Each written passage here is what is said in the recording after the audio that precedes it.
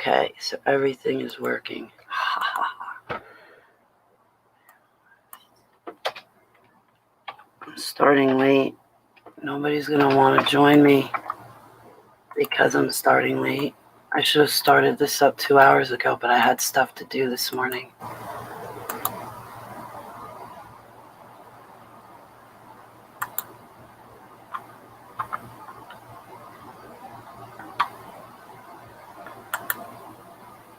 Okay.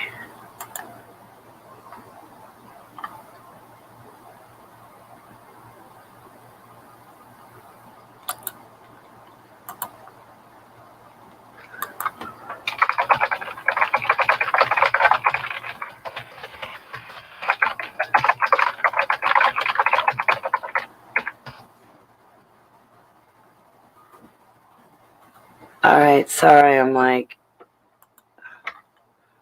minor changes. All right, who cares?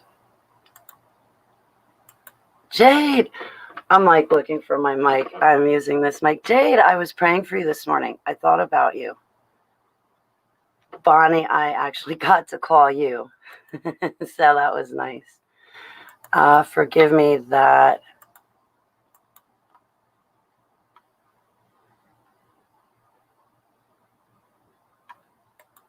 Okay, forgive me. Getting my screens straight. Okay, copy. In the chat room, I'm going to drop a link. If you want to come on and talk with me, you're more than welcome to. What you do is you click that link. It'll ask you for your email address. Then it will email you a code. You go back to the StreamYard command box and you type in the code, and then it'll bring you right on here with me. So you'll need a mic. And if you want to hide behind an icon like that, you're more than welcome to hide behind an icon, because most of you I've already met anyway, so I know what you look like. You're under attack. Think people are pretending to be me online.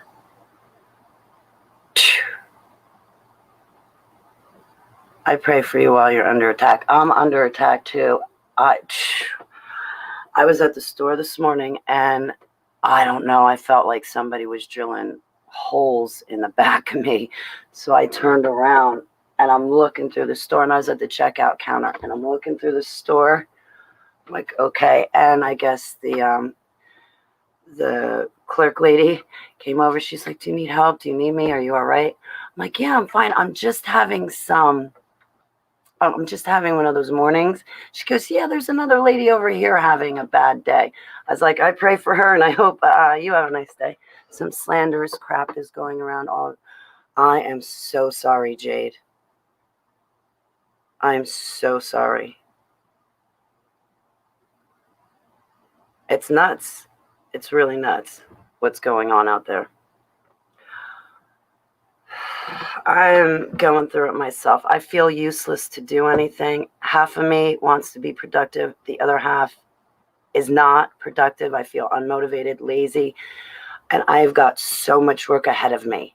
I mean, I've got work, and I got to get my tail together, because I should be doing broadcasts for FringeRadioNetwork.com. And the reason why I always say the name out like that is because there's a Fringe FM radio station, which Tony Merkel is the host to. But I'm a hostess over at internet radio podcasting at FringeRadioNetwork.com.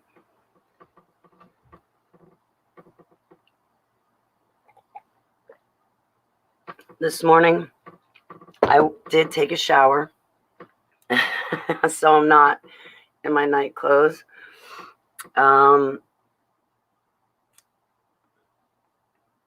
Someone tried to hack into the security cameras yesterday.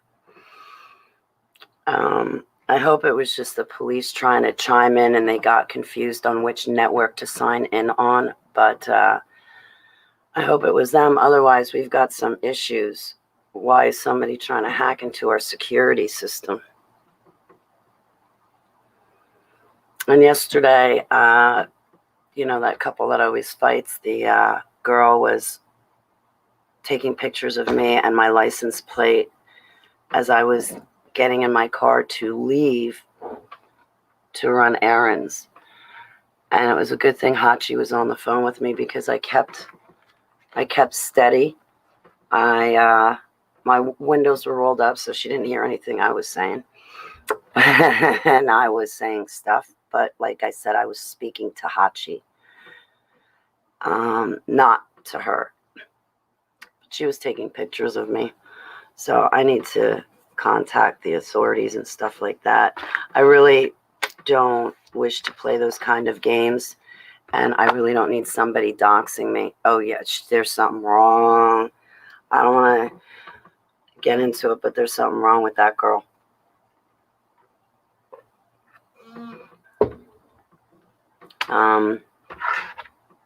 So excuse me if I'm a stumbling block. I'm having some issues of my own.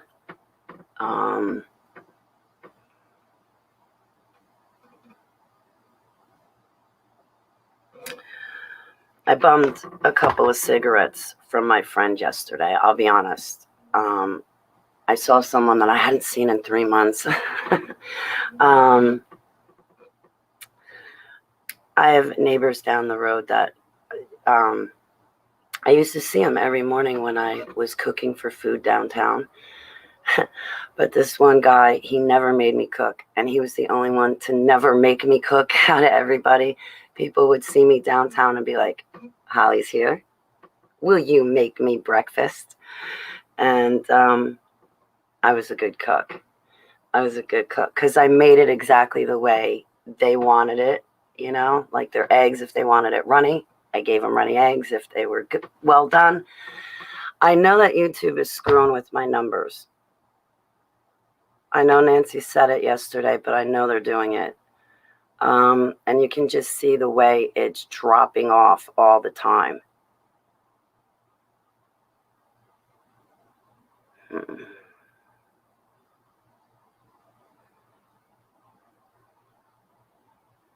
I had a good time talking with you guys and Nancy yesterday. I want to get WP and Vinny in here. And then I want to run over to get my other friend whose life's work is Tesla. I want to grab him and have him come in. But so far, I'm missing thy Vinny, thy WP. And without them, there's no point in going to get my other friend. And he's probably busy and working. They are, Jade. Well, listen, Jade, we're siblings in Christ. We're peers. I know the truth about you. And I won't let anybody slander you, and I will always have your back. And I will always stand shoulder to shoulder with you to fight evil and wicked. Evil. I saw my one of my neighbors yesterday. I was pulling in the parking lot as he was pulling out. I was like, oh my God. He was like, let me park my car. So he parked his car. I parked my car, and I got out. I ran across that parking lot. I gave him the biggest bear hug he's probably gotten all decade. I was just so happy to see my other neighbor. He's doing well. His family's doing well, too. But my altars were coming forward. So I have these little girl altars. And when I get excited like a young child gets excited, you know, when a 7-year-old gets excited because they're going to Disneyland. Yeah. But it was really good to see him. It was really, really good to see him. It's been like 3 months, 4 months since I've seen anybody. And like every now and then I bump into people from downtown, and it's like always such a pleasure to see them. You know, because I used to cook breakfast for them. I used to see them every morning. And even if I wasn't cooking, I was still hanging out downtown just to hang out with everybody. And so anyway, I was like, you're still my favorite customer. Because over the holiday season last year, I picked 3 people that were my favorites. I got Terry, I got Peggy, and then I picked another man. And I was like, you three people are my all-time favorites to this place. I'm like, Terry walks in, I'm jumping up and down excited. Peggy walks in, I'm jumping up and down excited. And I'd be like, hang on, let me deal with these other customers. That way you and I can hang out and talk. Man, I love talking with Peggy and Terry all the time. And my other friend, he'd come in for his cigarettes. I'd be like, yeah, no, those Marlboros are for everybody else. We don't have any for you. He'd be like, and by the way, tell your boss to get cranberry juice. He's got no selection.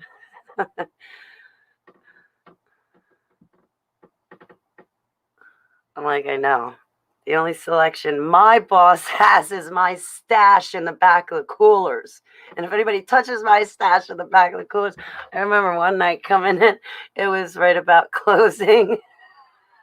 My boss sees me fly in the parking lot in a flustered hurry.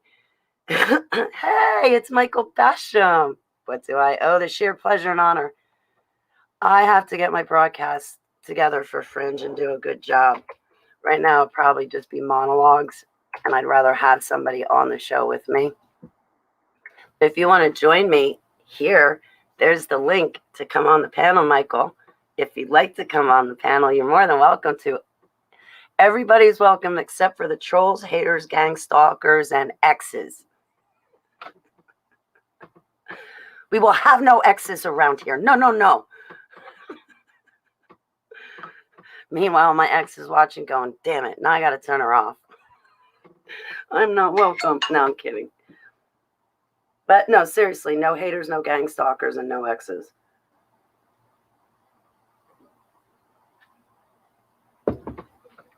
I don't like exes. They show back up and then blame you for their insanity. The last guy that tried to, there was this famous dude I was seeing. Last time he showed back up,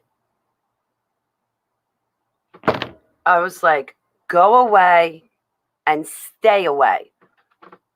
Yes, I, Holly, told you to go away and stay there. Oh, it's 4 a.m.? I was like, every time you come around, you're blaming me for your insanity, what's going wrong in your life. And I don't go away. I don't know what it is with you musicians, but go away. Meanwhile, all my friends are musicians. I will never date you guys. You're too sensitive. There's something wrong with you guys. No, I'm teasing. I'm teasing. So, anyway. I don't mean any of that, by the way, because a lot of my friends are musicians. I just happen to pick the one psycho musician there is to date.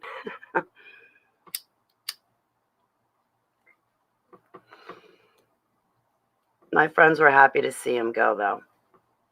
They very much were. I'm better when I'm by myself anyway, because when I don't think that super soldiers can have healthy relationships. I hate to say that, but I really feel like, I know that's not true. I know we can, we're able, and through Yeshua, not even the sky can limit us, okay? We go above the sky. But I feel like I can't have a healthy relationship because I'm an ex-super soldier.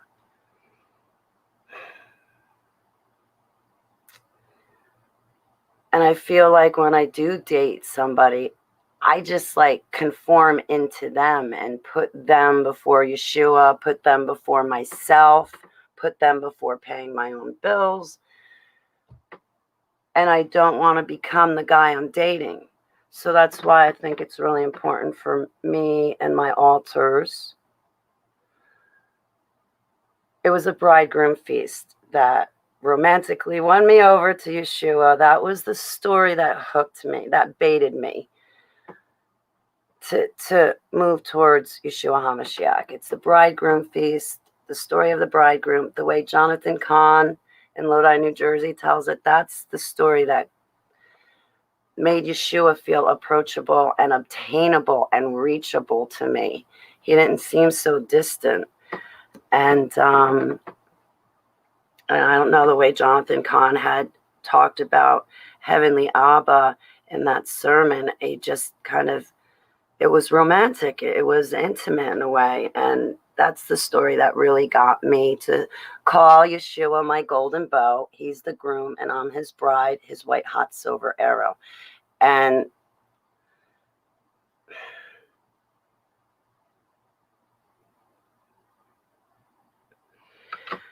I mean, I'm an ex-super soldier. I don't really feel like I can have a healthy relationship. How would I even go about that? I don't even know what that looks like. And if the guy isn't sold out on Yeshua, well, then there is no chance in hell that him and I are going to work out. My take for, and I'm sorry to bring it up like this, but it's my life. And I'm talking about me. I can't talk about you. I can only talk about me. Hey, Hachi, good morning. And yes, Jade, we are constant targets of demons and the people summoning them. It's not just the demons we're battling against. It's the humans putting these demons before our one true living infinite God and creator, the great grand almighty I am. I love him. Mwah.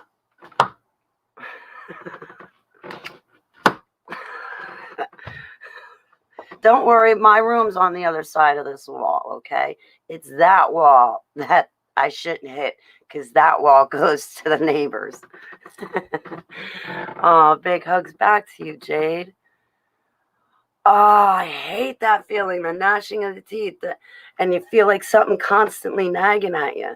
Today when I went to the store, you were talking about spiritual attacks, and I could see this little thing. It's almost like a J with a check, and it was just hanging there. Usually it hangs over someone's head when they're being used by Satan, you know, because Satan attacks us. Sometimes he works through us, and that's why siblings in Christ argue with each other. It's like, shit, we just let Satan sift us, and we destroyed a perfectly good friendship. You know, like, it happens to us. It happens to me. It happens to you guys. So no denial here, only honesty, right? Usually that little J with a check hangs off of people's head, and I can see it in the spirit. It's like when I look at pictures, I look for death, and I can see death. And you guys look at pictures, and you might be looking for money, romance, stuff like that. I look at a picture, and I'm looking for death. There was only one picture I saw, and that was of Jonah, and he's still alive. But the Rockefeller Foundation has him. You know, Hillary. But that kid, when I saw his picture, I said to the people, I said, are you playing a joke on me? And I wouldn't tell them what I saw in the picture. I made them answer me first. I was like, Are you playing a joke on me? Who is this? What are you doing? And they were like, Holly, the Rockefeller Foundation has Jonah. This is a picture of his mother. This is a picture of him as a young child. And this is a picture of him older. So that's why I had a problem with what Reggie presented on Coaches the other day, because I didn't recognize any of the pictures she was showing. And the person speaking behind the icon said Bilderberg bloodline. It's not a bloodline. It's a location. It's a group of people. It's a meeting name. Huntress, I love you. So anyway, but that spiritual attack, you mentioned it, Jade. I was at the store this morning. I saw that little check. I was like, oh, Abba, guard me, protect me, keep me invisible. I'm aware. I bind and cast down principalities, Goetia demons, powers, demonic spirits, aliens, fallen angels, entities. I bind and cast it all down. Protect me. Like I told you, I was at ShopRite at the checkout counter, and I felt like something was drilling into the back of me, and I swung around, and I mean, I took a good hard look at everybody, and there were some people that were looking at me, and the attendant came over, and she's like, are you okay? I was like, yeah, it's just a bad day. And she had mentioned another customer was having a moment too. I was like, well, I pray for all of us to have a good day. And she was named Selah.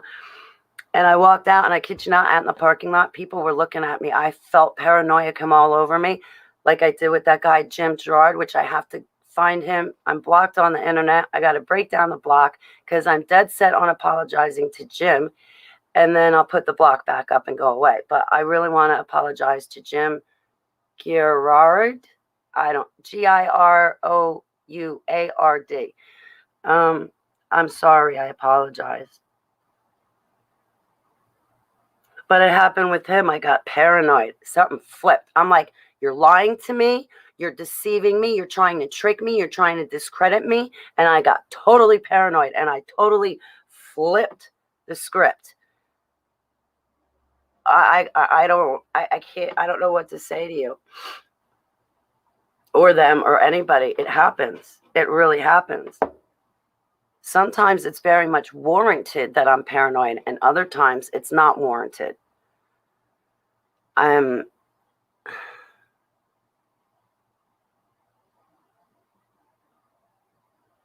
Yeah, Jade, it's that. It looks like a J with a little check. It's like a little tick, right? We can see it in the spirit with our spirit eyes. Usually it hangs on someone's head, but today, Jade, was the first time I just saw that little tick, that little thing hanging there in the spirit, and I thought, shucks, that might be for me. So I pray over my health. I pray over my life. I pray for my household, my animals and pets. Guys, there's something going on in my personal. Boo! I love you, stalker. I got to give you my new number.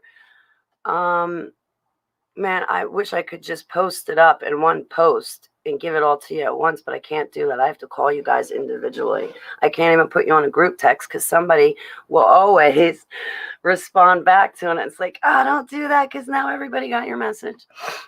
I'm not amazing, Jade. Maybe if I'm standing next to you, I'm amazing, but that's only because your amazingness is rubbing off on me. I appreciate you too. Hello, Paul. It's great to see you. Relationship. Yeah.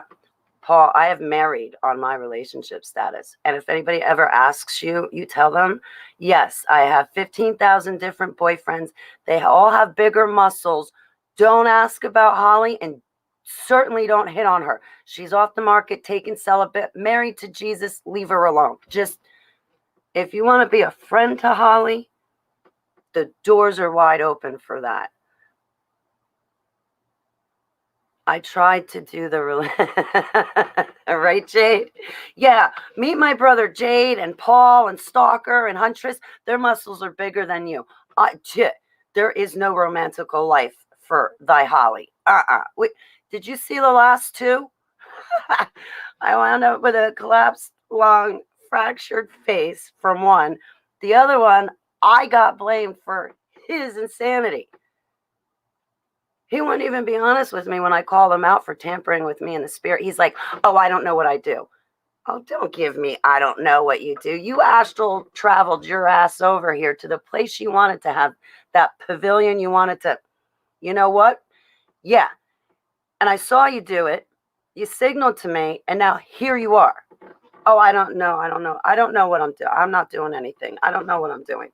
Don't give me that garbage. The other thing, this is another big thing. I know you suffer from this, right? I know you do.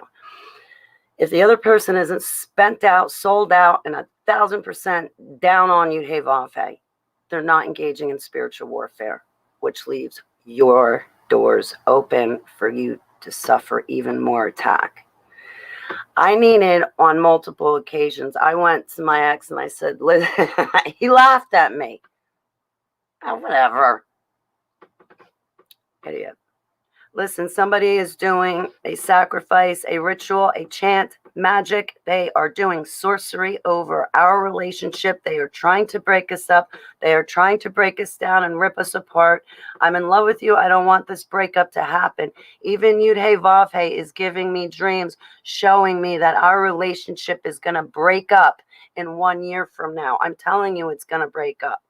And also that necklace I wear, when that necklace breaks, that will be the end of this relationship. When he collapsed my lung, I was in the hospital in the trauma unit right next to the nurse's desk. the necklace broke and fell off. This guy would not pray with me for the protection of the relationship and to cast away those deities being summoned against us to bring us to ruin. He wouldn't repent to Yeshua. He wouldn't take a knee with me to Heavenly Abba. So how in the hell could I have a successful relationship at that point with the other person not helping me? I'm not a lesbian. I have a girl crush. Get a bat to beat them off, Holly. I'm teasing you. I'm sorry, Jade. Forgive me. I'm not a lesbian, too. I know sometimes I sound like it. I don't mean to come across that way. But I have to be honest with you. I do have male alters. And I believe one of the reasons why I have male alters is I had to pretend when I was a little kid I was a boy just to make sense of what was happening when the women were raping me in Pizzagate. So I'm sorry if I come off sounding like a lesbian or, a little light in the shoes, however you say. I don't mean to come off that way, but I do have male alters. Single because Satan's, yep, he tries to find you, yep. And my romantical life is always one that he hits. He always hits that. And after that, he goes for my health. And I pray for our health. I pray for curing and healing for all of us in Yeshua's name, Selah. To have attraction to both sexes. Yeah. I think it is common, and I think people struggle with that. I have a lot of different friends, I'll be honest. Some are gay, some are lesbian, some are hermaphrodites, some have had a sex change, some are transvestites, and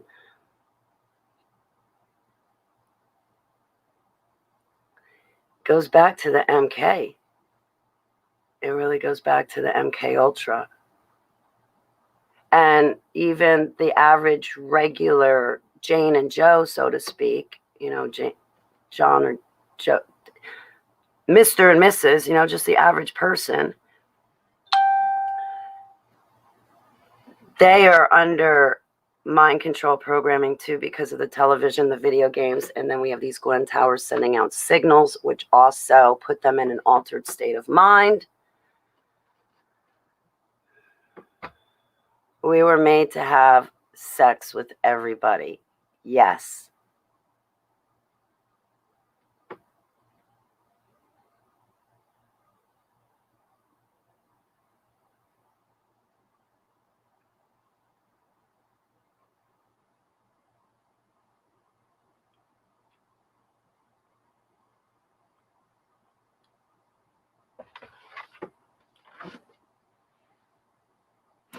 Thank goodness for advanced alien technology, because after they were done having their way with us, at least we were able to wash off, clean up, and walk away without having any sexually transmitted diseases.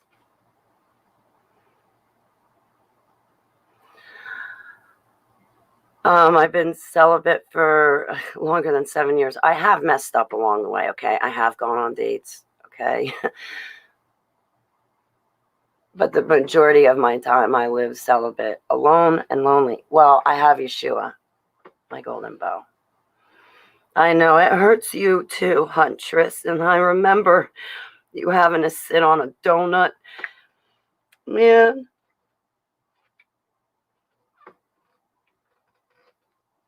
I'm going to smoke my cigarette right now. I think this is a perfect time for it.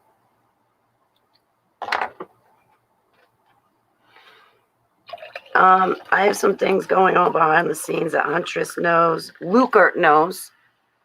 I tend to tell 2 people my confessions. I find 2 or more people. I don't know. It's just I do that. Maybe it's my altars just doing that too, so I can form bonds and relationships with all of you. Because they have the technology to take it away, Huntress. Oh, big hugs to you too, Jade. But yes, I am born a girl with all girl parts, and I am heterosexual. I've always been that way in my life. Well, actually, I gotta be honest. I went decades with never wanting sex, happy not to have it, and leave me alone. I would go to the club just to get my drugs, dance to the music, and then I would go home by myself and write poetry, listen to more music, dance around my bedroom. I didn't want to be bringing a guy home with me. I wanted to just go home and enjoy my music, enjoy writing poetry, and I'll party by myself.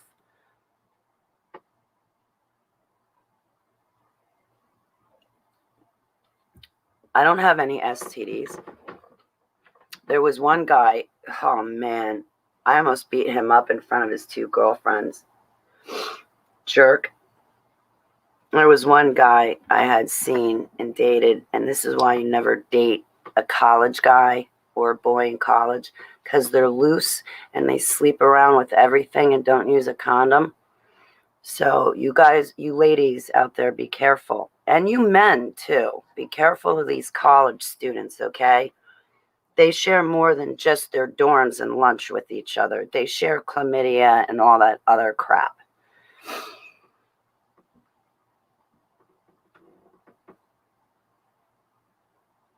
That's what the anorexia was for, to stop the sexual crap.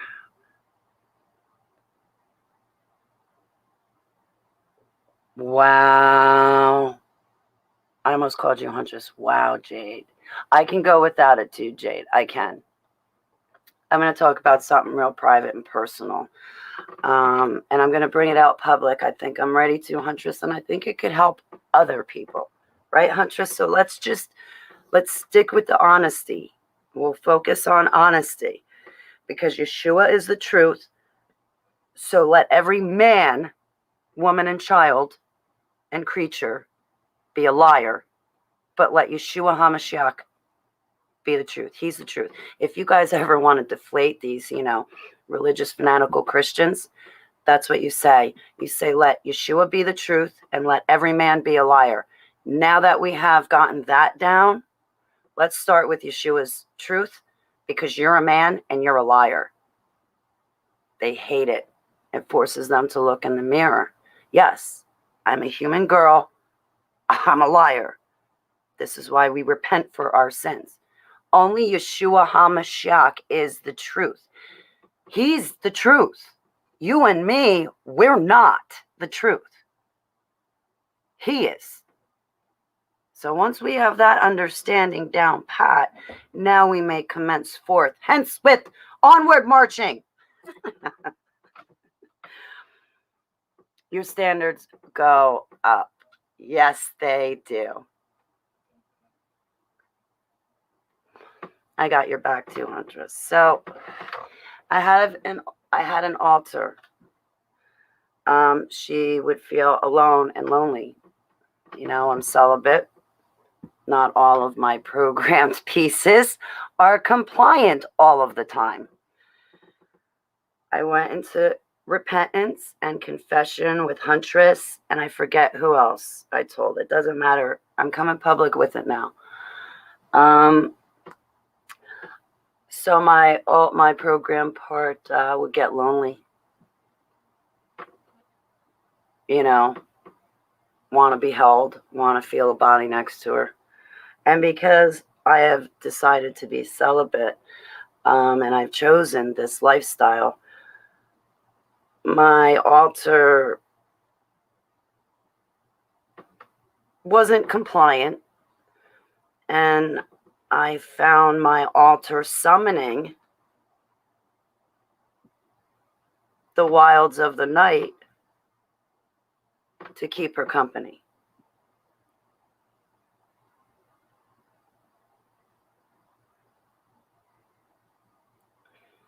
Because she was so lonely and alone. And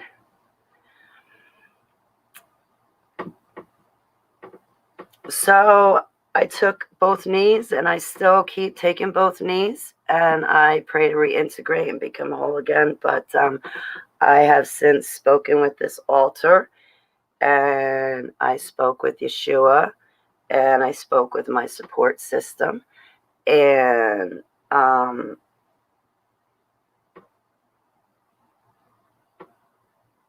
My altar doesn't do that anymore. And I said to my altar, I said, you know what? When Yeshua returns, this is what it was like with my ex. When my ex and I finally got back together right before he moved into my house, I kept saying to Yeshua, I don't want you to return and be caught in this bed with him doing this outside of wedlock. Abba, you know I will marry this man right now, but he's a nitwit and he doesn't want to marry me back. He doesn't even know what love is. But I would marry him. That's why I'm here with him and not with someone else. And we've been together for 21 years. I mean, come on. So I didn't want to be caught in that predicament, in that situation. And Yude Bave is always watching us. I also don't want to be caught with Tears of Altars summoning in powers because they are lonely. Because that would be the same sin. I am in agreement with you, Paul. You have long suspected that homosexuality is caused by childhood abuse. Yes, it is. I was thinking about that this morning. It causes so much confusion in a child. Yes, it does, Jade. And compulsive masturbation for a long time. Yeah. I don't know that it was compulsive, but I know that just my hormones, I think I'm going through my sexual peak. So it's, oh man.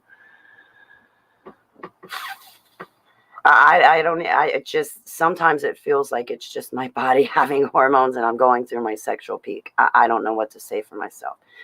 Sometimes I am successful in denying my flesh and I say, Abba, take these hormones from me. Stop them from raging on me. I don't have a husband to release them. Well, I do have a husband. You're my golden bow. You got to get rid of these hormones, okay? And half the time it works, and the other half the time, I really have to put effort into denying my flesh.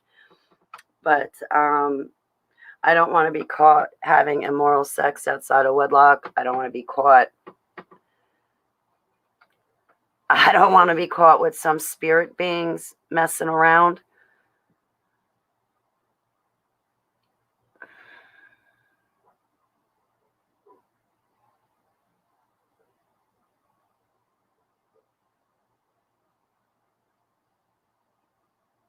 So I don't know. That's kind of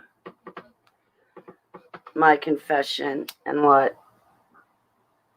I think and what I've been getting right with inside my head. I don't want these altars summoning these things. They don't need cards or anything. They can just think about it. It's in how they made me in the dumbs. It's just in me. That's why I say, Yude Vave, if I have any dreams and visions, I pray they're from you. And Abba, I will test all the spirits, but if I have anything good, you're the one that's going to get credit for it. I don't want these other entities and deities. I only want you. I won't even talk to your angels. I won't talk to your courts of heaven. I will only talk to you, Heavenly Abba, Yeshua, and the Holy Spirit. I will not talk to anything or anyone outside your Godhead. I will worship Yude Vafe. I will love Yeshua, and I will live with the Holy Spirit. Oh, boy. It does get much better. Okay. Gay because of abuse. Yeah, I am in agreement, Huntress. Where have all the good men gone? Jade, we can find a couple good men here in my chat room. We can. I have to be honest. There's like Stalker Steve.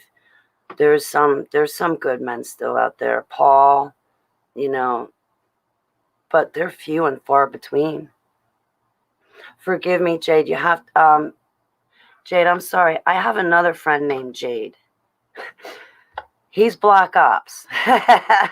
So I see her name and I'm automatically thinking you're Jade from Black Ops, whose wife I love dearly. And I'm seeing your name and I have to remember it's you from Plane Flyers video. So forgive me. We were trained to have psychic orgasms, no touching involved, so shutting that off was a Can we dive into that comment? Because I can think about that. It seems like sometimes I could think, okay, I'm going to have an orgasm. Boom. I can make my body set off to have one and then be done. I dated a guy for 5 years, never had sex with him. Totally happy.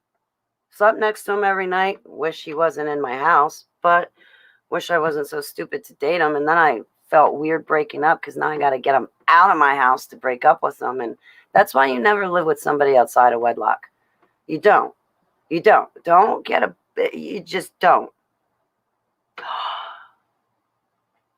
I had a dream about Eric last night. This is my friend going back to Newark. To be very specific, why I even said that first name. I wonder if he finally got married. I don't know. I'm worried about him and his family, so I send up prayers for Eric and his family in Yeshua's name. I wonder why I had a dream about him. Well, I think of my old friends often. I really do. And sometimes I check on my friends. I can't help it. I worry. I wondered if it was a spirit, right? So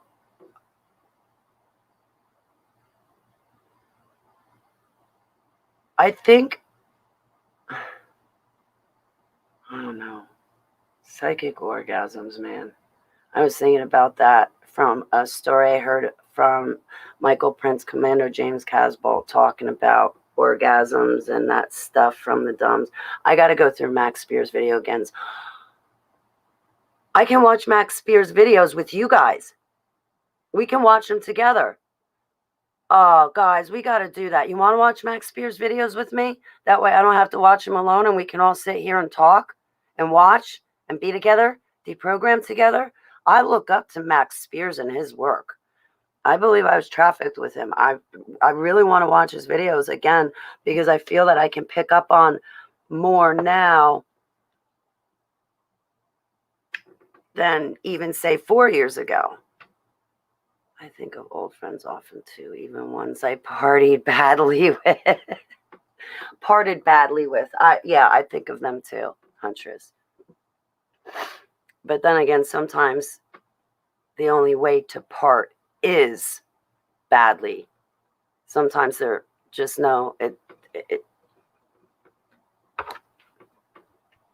parting would just never be good. That's why I left temporarily. And, the prosecutor's office knew that I was hiding and what was going on. They knew that I was in a safe house, so to speak, because I had to deal with the battered woman syndrome. But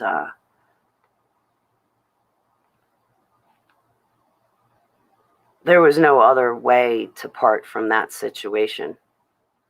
There was no other way for me to part. I had to do something, because if I didn't do something, when he came back to my home to get his stuff, it was paramount to me that all of my possessions were not there. And it was paramount to me that I made it look to him like I had abandoned the place. So when he came back to get his stuff, oh, he was ticked. He was mad too. He was mad because he was expecting to find me still there. Because I was not there, he was not able to contact me or get in touch with me again. He was running around spray painting things at all of our fishing spots. Everywhere that I go fishing, he would go and spray paint, "I love you, Holly," HNBO, with a heart around it. So, I knew that if I didn't make it look like I left, he would have still been trying to contact me. He would have. 3 months later, 6 months later, 9 months later. They all do that. If they don't get in contact with me in the first month or two, guaranteed in 6 months to a year, they will be up my wazoo. Pick up my call, Holly. Why don't you talk to me? Where are you? Oh, you're too scared to call me, Holly, aren't you? No, it's not that I'm scared to call you. I got your phone number, dude. 973, ba, ba, ba, ba, ba. I got your number. I'm not calling it because I don't want to call it. Now all my other friends are sitting there going, she doesn't call me. Is that because she doesn't want to call me? No, guys, I just haven't gotten around to calling you yet. I want to call you guys. So, yeah, I wanted to be free and clear of it all. I wanted it to be done and done for good. And I knew changing my cell number was just not going to be enough of a deterrent. I remember sitting in the prosecutor's office going, listen, I'm still getting emails. And they paid no mind to it. I'm like, I'm getting like at least 6 emails a day. And you don't think this is a violation of the restraining order? All right, well, now I got to take matters into my own hands. And I did.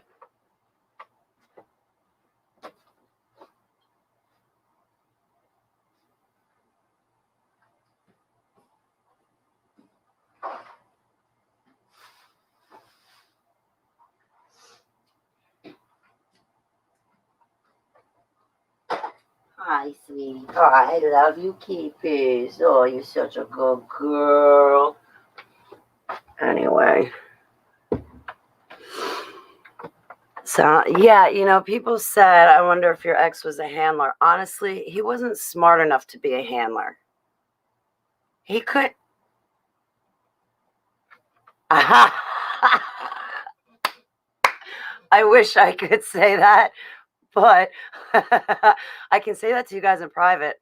Although if I said it here and now, it wouldn't surprise you guys for me to say it. But I was thinking about other things that he needed help handling because he didn't handle them sufficiently enough on his own. And that should have been something that he knew how to handle. Never mind.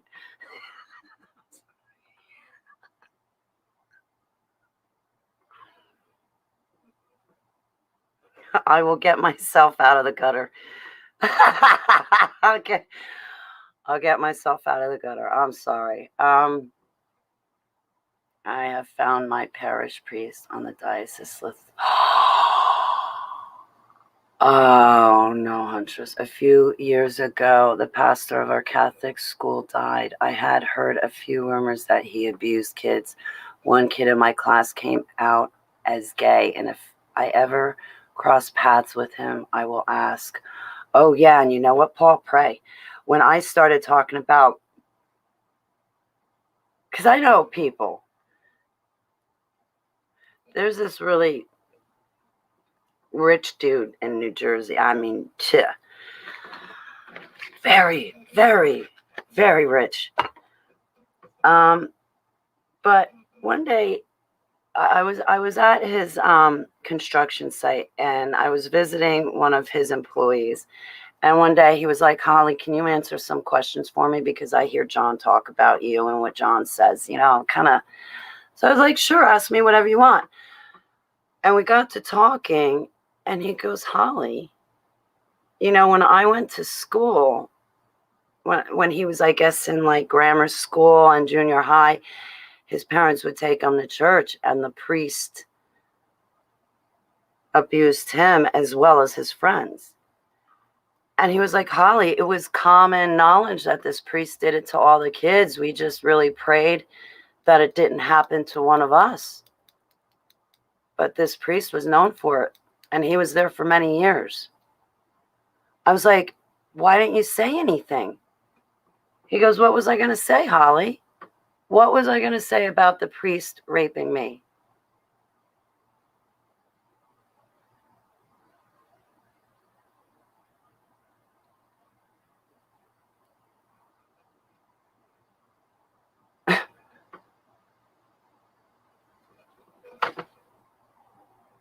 Well, ain't that about a bitch?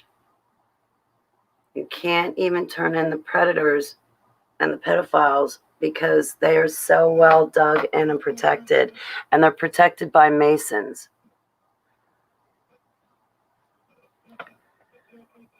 They're not very smart. Handlers are valued for their ability to follow directions, not think for themselves.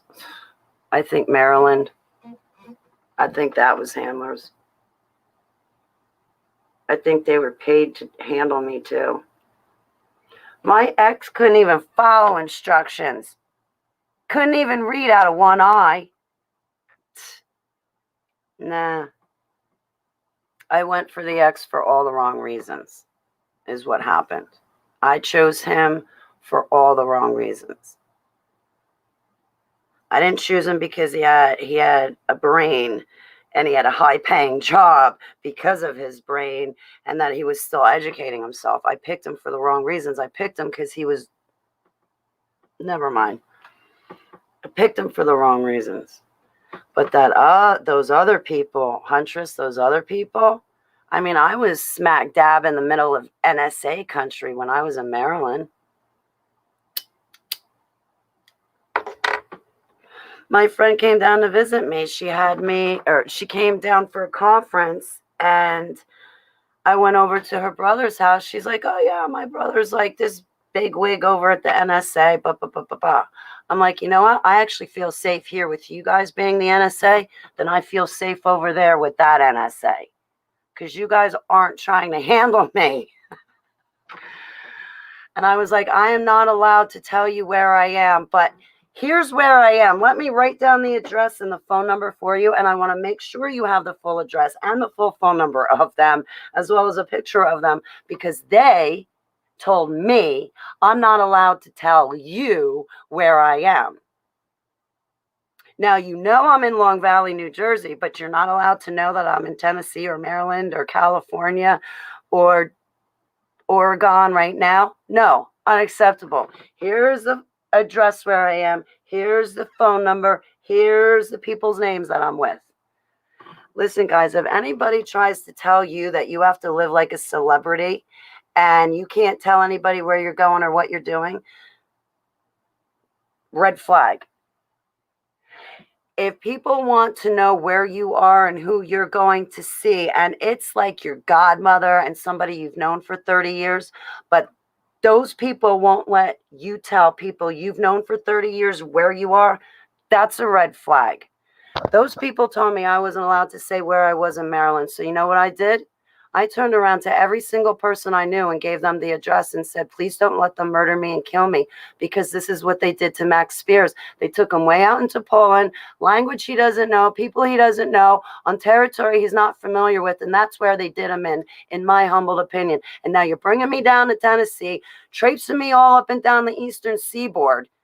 You are traipsing me all up and down the eastern seaboard. But I'm not allowed to tell my support system, my family, where I am with you? Ha ha. Okay, Holly, so you told Deborah and you told Galen and you told Joni where you live. Who else did you tell? No one, nobody else. That was the only people. Okay, good. So you only told 3 people. You didn't tell your godmother, right? Okay, good. So only Galen, Deborah, and Joe. Okay, so 3 people. Okay, Holly. Meanwhile, Stalker Steve's getting a text message with where I am, my attorney, everybody across the country, everybody in other countries. This is where I am, guys. Okay, if something happens, this is where they're going to bury my body too. You know what I would have done? I would have ran all the way to the White House and said, Trump, help me. I know you know who I am. Help me. They're trying to kill me.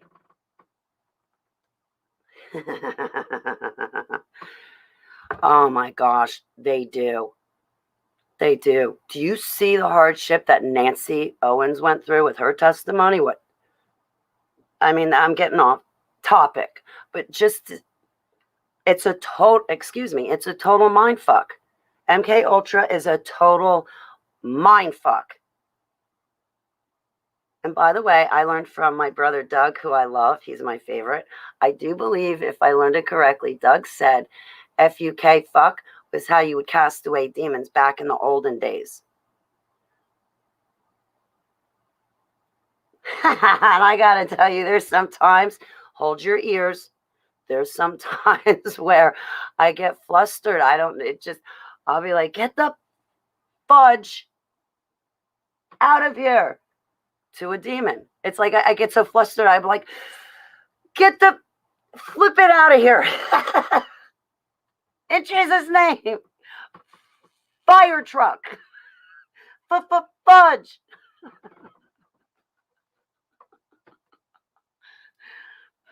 So if the FUK word is to cast away demons, well, get the fudge out of here, demons. I'm sorry. I'm not trying to make light of anything, but the abusers were also groomed into the generational pattern. So, how to break the cycle of abuse. I just learned how to break IBIS programming. You're on to something, Paul. Get a storyline to bait people's mind and then hook them into reading the Holy Bible. No, that's MK Ultra programming. The cycle of abuse. How do you get out of the abuse? How do you break it?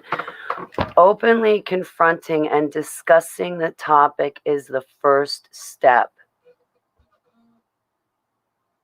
I love your back, Jade. The link I put in the chat room is to come on the panels if you guys want. I'm not going to play Max Spears videos on StreamYard. I only use StreamYard for panels because I can't afford to pay for my Zoom account anymore. I can't afford to pay for hollybaglio.com. I own it, but I can't afford to have my website up anymore. If you guys want my book, if you guys want my drawings, email me at hollybaglio11@gmail.com, and I will send you everything. My work is copyrighted to me, but I was called to give you my testimony, so I just want to show you my testimony, and you're welcome to have it and pass it along to other people. I can't imagine charging my friends to buy my book. Like, no offense, my friends are broke like I'm broke. Give me your pennies. No, I'm teasing. Like, I thought honestly, I thought if I gave it away for free, that I could get it in more hands of people. That if they said, oh, her book is free, I'll read it. I figured I could get it more in the hands of people. Roxanne, I got to give you my number, Roxanne. I got to talk to you, Roxanne. I think I'm confusing you with someone. And I notice that's happening. I've done it with Jade. I've done it with some other people. And I'm really highly embarrassed and humiliated that it's happening again. I guess I spoke to a woman named Alice. I can't remember. I still want to call Christy back. Oh boy, I get so mixed up. I'm sorry that I get mixed up. I'm humiliated when that happens.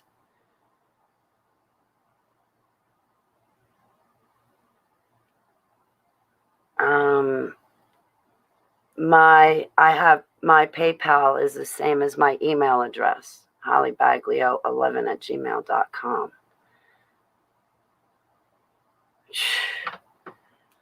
Yeah, I can't keep stories straight. Huntress will tell you. She'll be like, do you know how many times I've had to tell Holly that over and over again?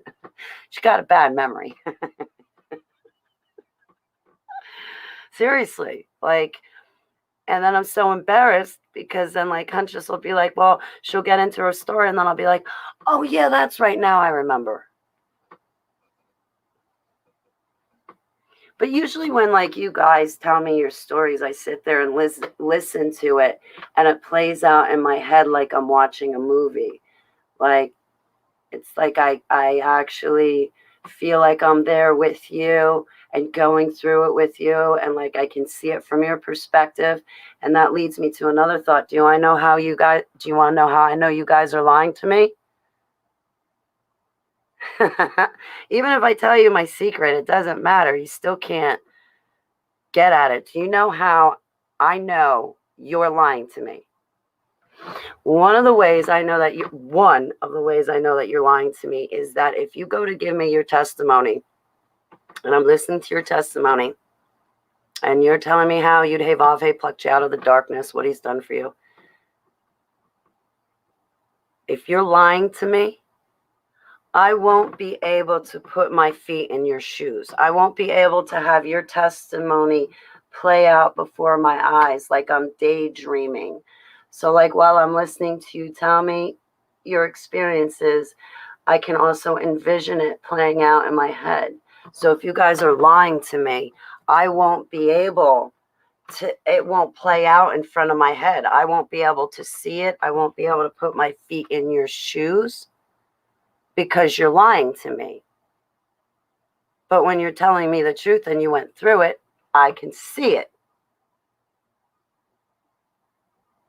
And there's some people that just, when it comes to the MK Ultra, there is some people that never went through it, but they had an out-of-body experience.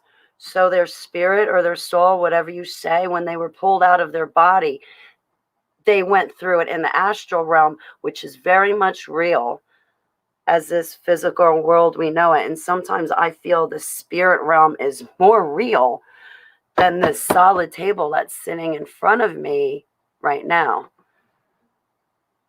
It comes out in spurts. The media reports on it for a while. They identify a few limited hangouts to show that they address the problem, but then it is dropped, distracted by the next news. You hit the nail on the head, Paul. Right? So like 2 weeks ago, we heard about something, but this week we forgot about it because it's on to the next distraction. Oh, Jade, I'm humbled. Thank you so much. I'm really humbled. Since the 90s. Wow. How is someone to lie about?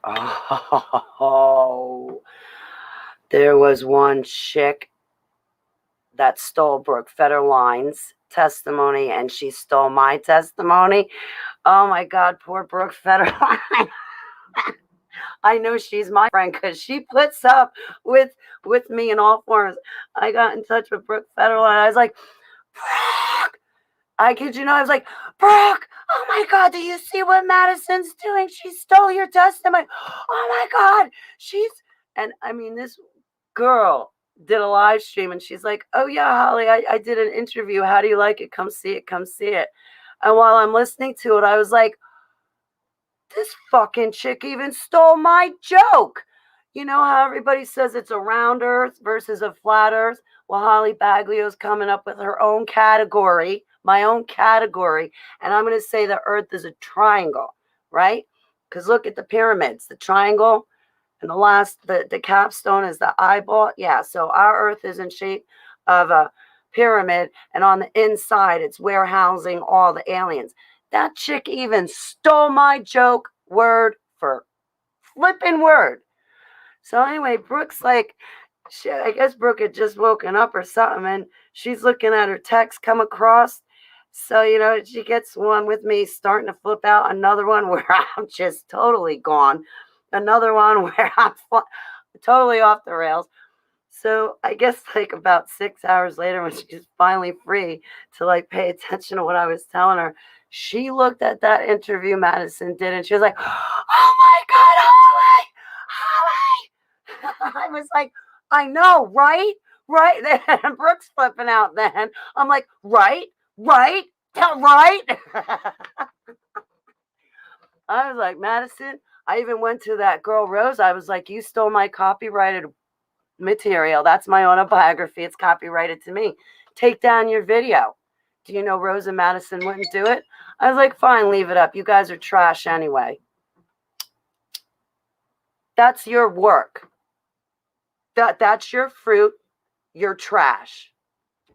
You stole Brooke and my testimonies, and then you're going to run a video? I mean, this girl, Madison, was trying to say that she was from Operation Paperclip, and what it meant for her mind to be fractured was that they actually opened up her skull. I was like, you're stupid. Yeah, I've met a lot of people that lie about being survivors, and then they infiltrate ministries such as Tom Dunn, Russ Dizdar, me, Gregory Reed. They're bad. Or you get the people that are like, Holly, got to reach out to Greg Reed for me. Holly, get in touch with Wilford Wong. Holly, get in touch with Russ. And the only reason why they're talking to me is to use me for my contacts. So I don't call these ministries anymore. I don't. People have used me for that so much to the point that I told my ministries, I'll come see you at a conference. I think yeah. I have a couple of theories on the earth. I do. None of those theories what I really want to argue about, but I do find it fascinating to talk about such topics. Right? Who would want to have gone through this? Cool way to be able to discern, right? I didn't want to go through it. I remember my one friend, Paul, I went to go see him at work one day, and it was right before I moved to South Carolina. And I was saying, I'll see you later, Paul. I'm out. Goodbye. And he goes, wow, Holly, I wish I was a super soldier. I was like, what? He's like, man, I'd love to be one. I kid you not, I actually vomited in my mouth when he said that, and I spit it out in his garbage. I was like, that is the most disgusting thing I've heard this year. You want to be a super soldier? Are you kidding me? Here, this is something I wanted to bring up to you ladies. Hey, it's Dory. The first time if you have a young audience or delicate ears yourself, you're not going to want to listen to this next part either. The first time I had sex, I thought I was 15 years old, and I thought I was having sex for the first time with a boy named Greg from high school. And he had said something to me afterwards, and it stuck with me. He said, Holly, you said you've never had sex before and you're a virgin. Yes, Greg, you're my first. Holly, if you hadn't told me that I was your first, I would have thought that you had sex already.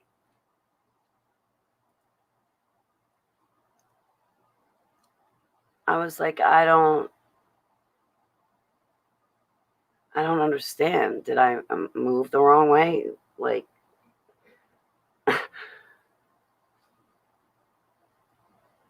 and he said to me, he goes, well, usually when a girl loses her virginity and the hymen breaks, there's kind of like a gush, so to speak. He goes, you didn't have any of that. I was like, I don't understand. So I was 15, right?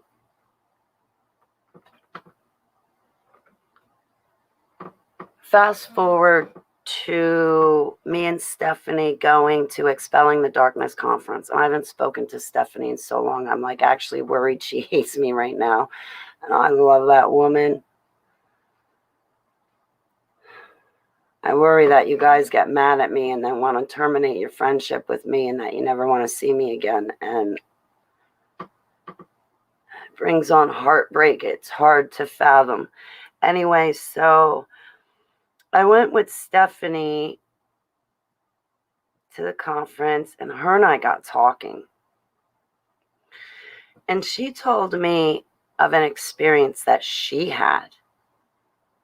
And it was similar to what I went through. And then it dawned on me.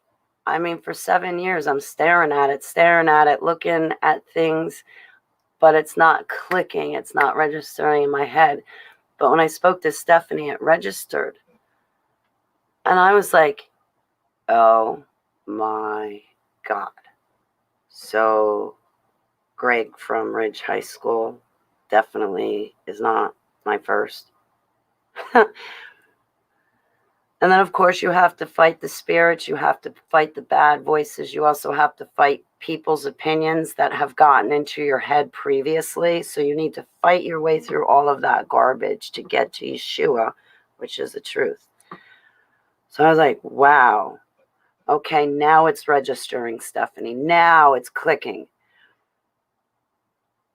I was like, I know, I always said that I believe the first time I had sex and I lost my virginity was in Project Beta, because in Project Beta, the white lab coats wanted us to have an orgasm at the same time, because that's when our souls unite and flare up and explode and they intertwine. And the white lab coats wanted that to happen. They were looking for that specifically. And plus, it also set up a tie between me and the boy, because later in the future, him and I were sent out on assassination assignments. We were sent out, him and I, to do assignments. We were sent out on missions with teams of people, whether it be one team or two teams of Black Ops, or so that soul tie, I guess, was needed.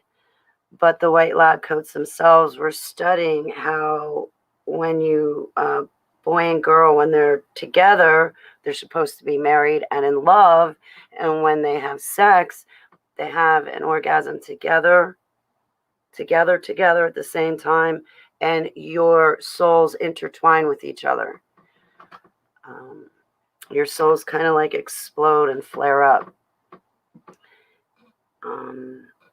So then it dawned on me. It dawned on me just a few months ago that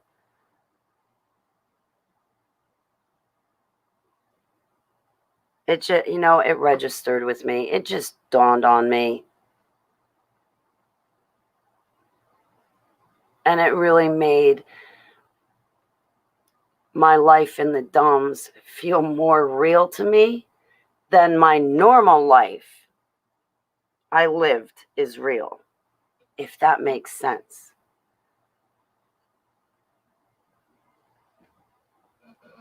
Holly, is MK Ultra also connected in some ways to Catholic priest abuse scandals? I think so, yes.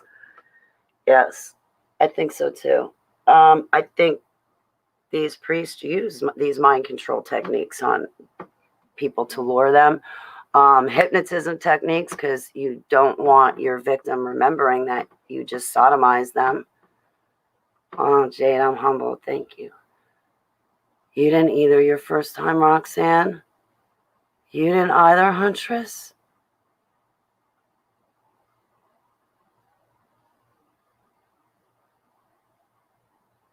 Dory, I didn't even have a slow leak. I didn't have any of that.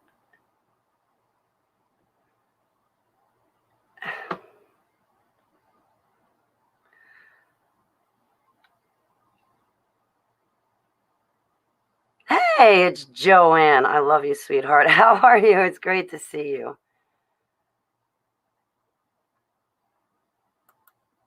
And you have no memory of before. I'm so sorry, Roxanne. I'm sorry.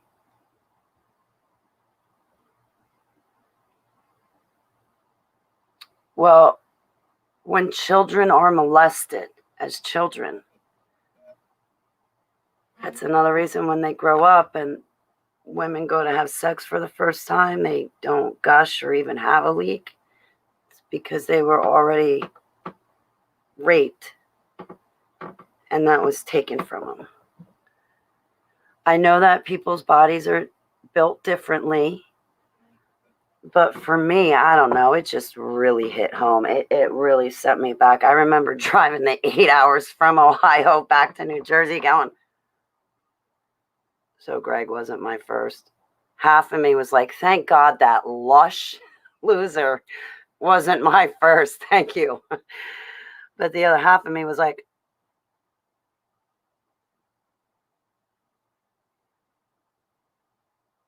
you know, oh, wow, Dory. I didn't have any of that.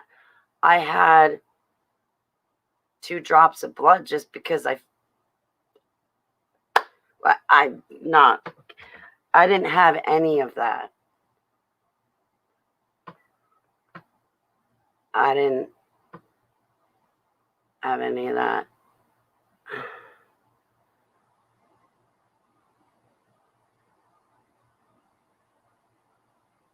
The very structure of the Catholic Church is not to question authority and be obedient. It's the perfect place to abuse.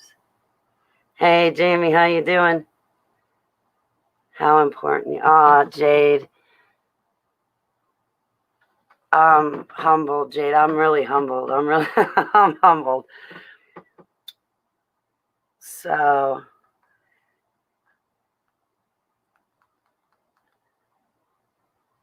I'm trying. I don't want you guys suffering in silence. I don't. I got to make my way through all of these thoughts and through the past 46 years of my life the way I've lived it. Like, I don't want you guys suffering and making the same mistakes I did. If I can spare you the grief and agony of just saying, hey, wait, don't go down that road I did. It's nothing but potholes. Your car is going to bottom out. You know. You don't have my number, Jamie? Well, that might be why you're not calling me. Think. Sorry to be thick-headed.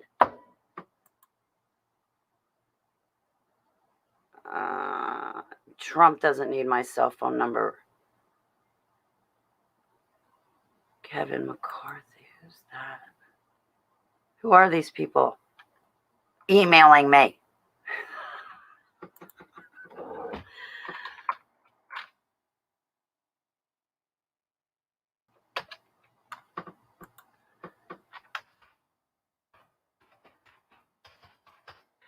I know that is my cell phone number. It sounds like computer language. It is computer language, but that's my cell phone number. Fake accounts impersonating me.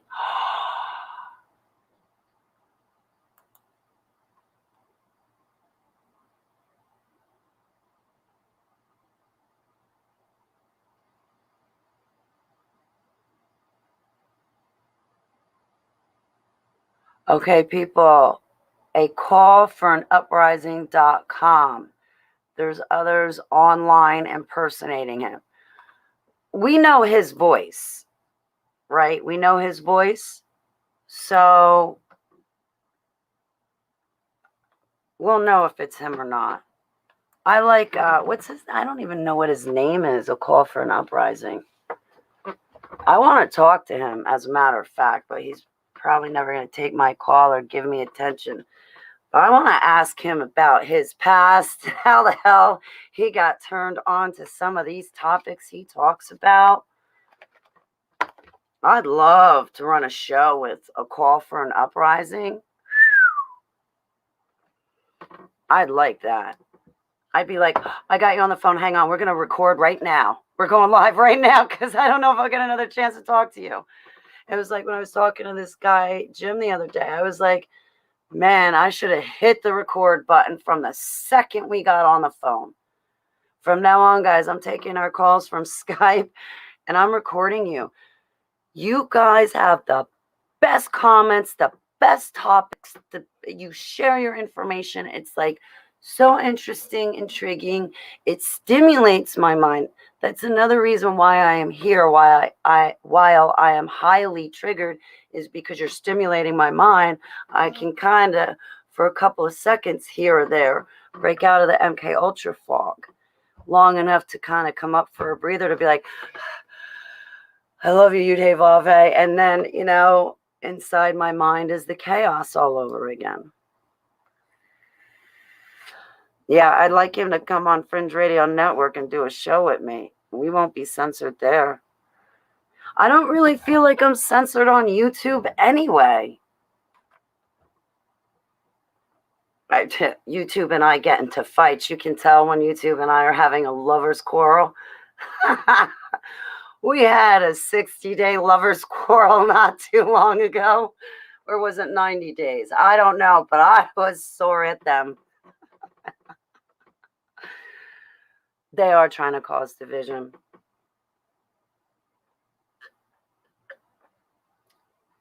That's why I flipped out on Jim Garrard. He was saying about this skeptical critic. If that's Sydney, I want nothing to do with it.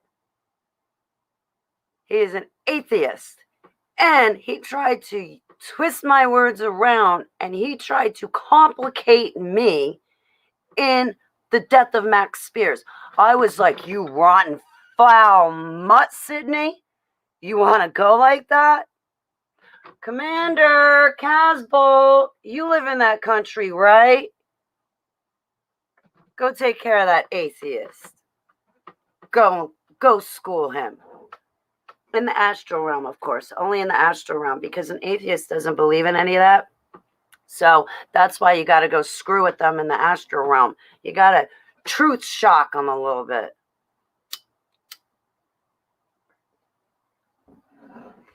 I've been on the internet for 7 years. I met all the bad people. I met all the funny people and all the bad people first. And then I met you guys. And you guys are Yud Hey Vav Hey's providence. Hey, Gabrielle, how are you? They're trying to cause division. Yeah. Yeah. So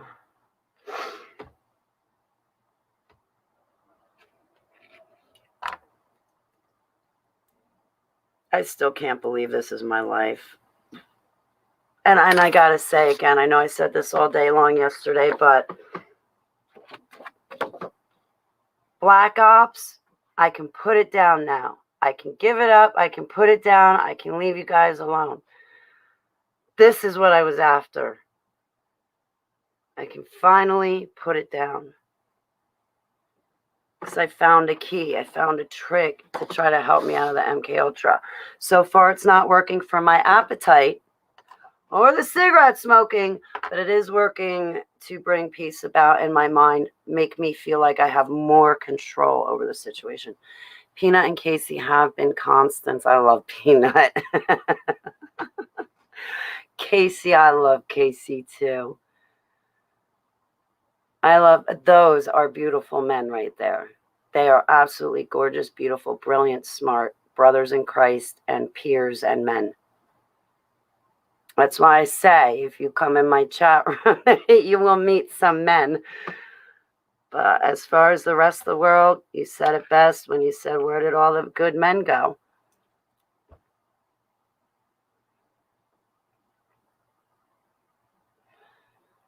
I can't teach you anything, Jamie.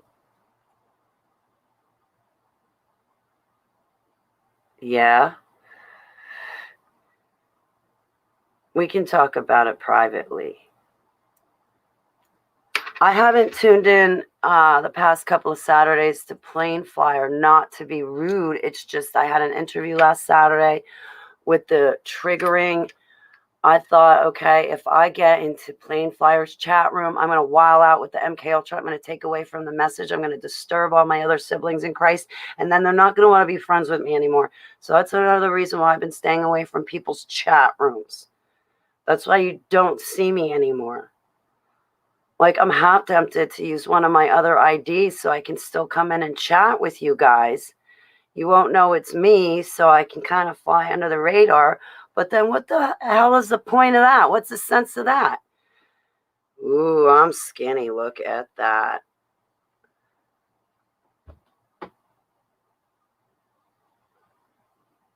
Is eating. You gotta push through it. You're right, Huntress, and eat even when you don't feel like it. Push through it. You're right. It's like having a collapsed lung. You have to push through the pain You literally have to push through the pain, see the sparks before your eyes, the stars before your eyes, and push through it to open up your lungs again. And it's excruciating. You're right. I have to push myself through eating. I got a container of cottage cheese yesterday. The days before that, I was eating 2 dinners. I was eating steak and corn, and then I'd go back in the kitchen and I make a plate of ravioli with fresh mozzarella cheese on it. And I wasn't eating through the day, but at night, I would come around and literally, Huntress, I would eat 2 dinners in a couple of hours. So I was like, you know what? I'm not going to complain about it. I don't care. It's 2 plates full. It's literally 2 dinners. Good. I don't care when you get these 2 these meals in, just so long as you get them in, Holly. I've been trying to do good with the shakes and the vitamins, if I'm not eating, at least to get the vitamins and minerals. That's probably the only reason why I'm still going, is because at bare minimum, I'm getting the vitamins and minerals, sort of. I'm starting to hyperventilate. I can feel it in my lips.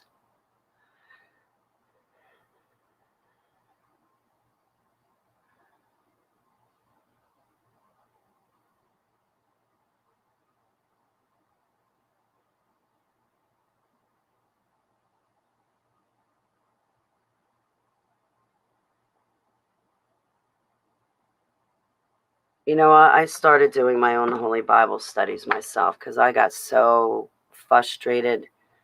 You get the rapturous clinging on to their stuff so desperately. It's hard to watch ministries online that are pre-rapture tribulation, and meanwhile we're in the tribulation. It just commenced March 2021, and they're still praying for a pre-tribulation rapture, except now we're in the tribulation and they're not getting it.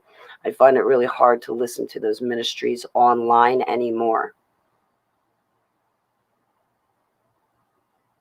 It's false doctrine. I came out of the church. They're still in it, from what I can tell. That's not the remnant to me, guys. That's not the remnant to me. You're still clutching onto your false doctrine, your man's traditions. You haven't come out of the church. To me, I wouldn't classify you as the elect or the remnant, but that's in Holly terminology and layman terms. I can't watch this video. I know you don't slander, honey. Hey, Peanut, the Nut House. We were just saying how great you are. Honest, we were. And my love to Robin. Right? I got her name right. Right, Peanut? I got her name right this time? Please say yes. Please say yes. P-butt. We found Nemo. There's the Nut House. See, okay, now we all got a place to the Nut House. We're at home now, guys. Hydrochloroquine, it does. Quercetin, really? P-butt.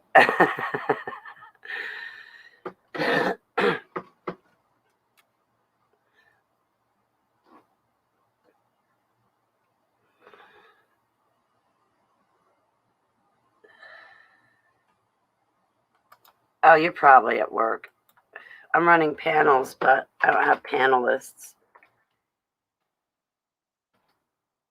You can come on if you want, though. Peanut's probably at work or on his way to work, because you're 3 hours behind, right?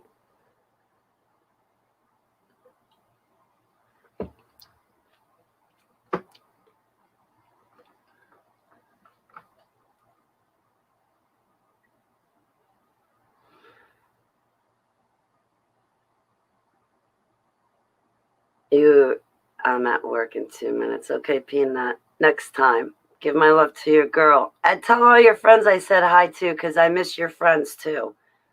Everybody that was always in your chat room I got to talk to, I miss all of them as well. Next time. Next time.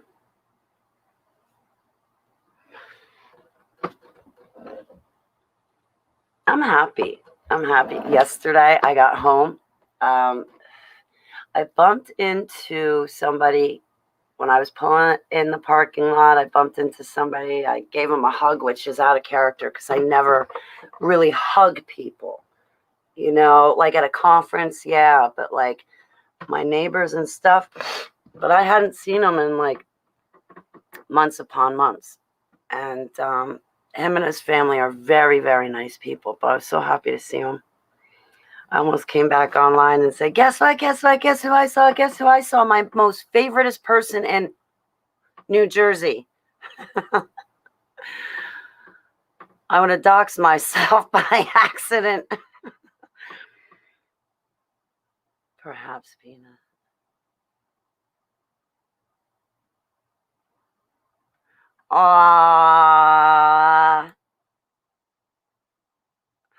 Peanut is a handsome man, I have to say. I used to bust Peanut on his hair color. Forgive me, Peanut. I'm your sister, okay? But yes, Peanut is a handsome brother in Christ.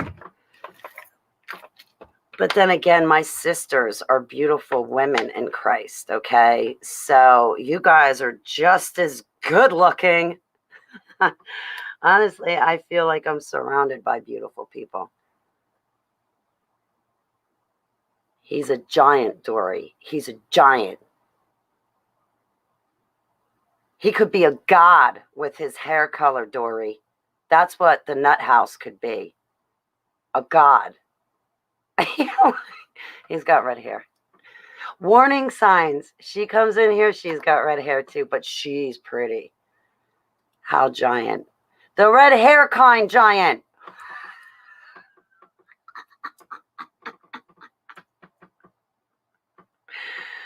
Yes. Selah, Jade, Selah. I wish you were in this country, Jade. You got to come over. Well, actually, Peanut's on the opposite side of the country as me. I'm on the East Coast. He's on the West Coast. So his feet are touching water over there and mine are touching water over here. So there's still a lot of distance between us. You put blonde highlights in it? Oh, Roxanne. Now I know another redhead. I colored my hair red once. I liked it. I was like, wow, this is nice. I wanted to do it blonde, but there's no way I was bleaching it. But yeah, I colored my hair red once. I colored it purple another time. I would color it yellow, but I'm just going to stay a brunette that's needing her grays colored. Ooh, did you see that big fat gray hair? Look at that.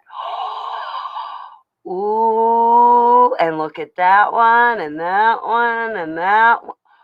Oh my God. Look at that. Holly's showing her age. My altars, my little girl altars are going, we gotta pluck that out right now. What is that? That's not right. Get it out. Abba. Abba, I'm 10 years old. What are these doing in my hair? See you later, Peanut. Oh, I did my hair black, so black once, Huntress, it came out blue. I was like using Ajax detergent to try to get it out. I kid you not, my friends were like, blue? Blue. I'm like, yeah. And then when the blue starts to fade out of it, then I'm going to be like pitch midnight black. And then after that, I'll go back to brown. Oh my gosh, I hated it. I was like, my hair is blue. It's so black. No. My hairstylist just found a box of tissues and handed it to me. And she said, Holly, it's temporary dye. Eventually it'll go away. I'm like, yeah, temporary dye lasts 3 to 6 months in my hair. That's like a lifetime, 3 to 6 months. I can't wait that long. I can only wait 3 to 6 minutes. And even then, you're training to eat less and get proper nutrition. Paul. I've been thinking about that too, Paul. I really like your comments today, Paul, a lot. Thank you very much, Paul.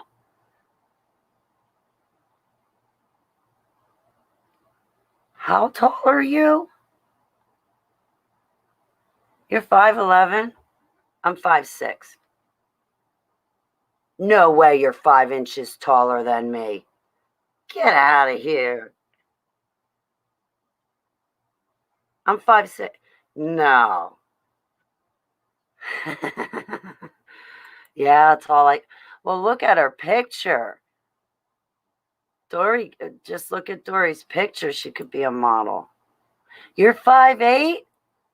You're tall too.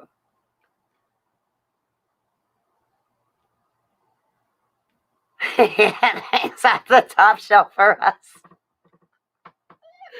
Well, I love wearing high heels, so I'll be your height. I used to hate that, dating a guy shorter than me, because you put your arm around them and your shoulders hitting their chin. It's like a very uncomfortable thing. Like, I'm a girl. I want to look up to a man for a kiss. I don't want to look down and have to be like, okay, come here. I like tall men. You're 5'9"? Wow. I want to be tall now. I'm 5'6". I got heels. I'll top you guys. I'll be 5'10" by the time I get done with myself.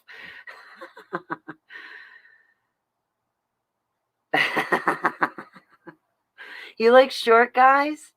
Yeah, my papa was a short guy. My grandmother, I remember her telling me, she goes, for my wedding, I wore flats. She goes, I loved your papa so much. The only thing I did not like was that he was like 2 inches shorter than me. I was like, I don't like short guys either. I remember the time I was like, well, how old was I? 22 or 23? I went to Fleet Week out in New York City and I brought a sailor home with me. My grandmother said to me, your grandfather, your papa, was a sailor from the Navy. I gotta watch out for you, Holly. I went to a Yankees game with AT&T. I put together this whole event with my bosses from AT&T. Like, we would go see, I would get them all roped together. We'd go see David Letterman. I'd put together a community project, and we'd go paint a school. But I put together cool projects. So at AT&T, I was like, let's go see a Yankee game. So we'll work, half a day. And then at 12 o'clock, we'll all hop in our cars and we'll carpool to a Yankee game. I got free tickets. You've never met a sailor? Be careful of those sailors. I got to tell you the story how my grandparents met. Careful of those sailors, Jade. Huntress, we got to keep our eye on Jade. But what was I saying? So, yeah, we went to the Yankee game, and it was Fleet Week. And I was walking up the stairs. I had a beer. I had a cigar. And I'm standing there, and this sailor came up to me. He had like a whole bunch of people with him. And we started talking, and I was talking. And, well, long story short, I walked out of the Yankee game with a sailor, and I brought him home with me. I did return him back to the ship when it was time for Fleet Week to go sailing off again.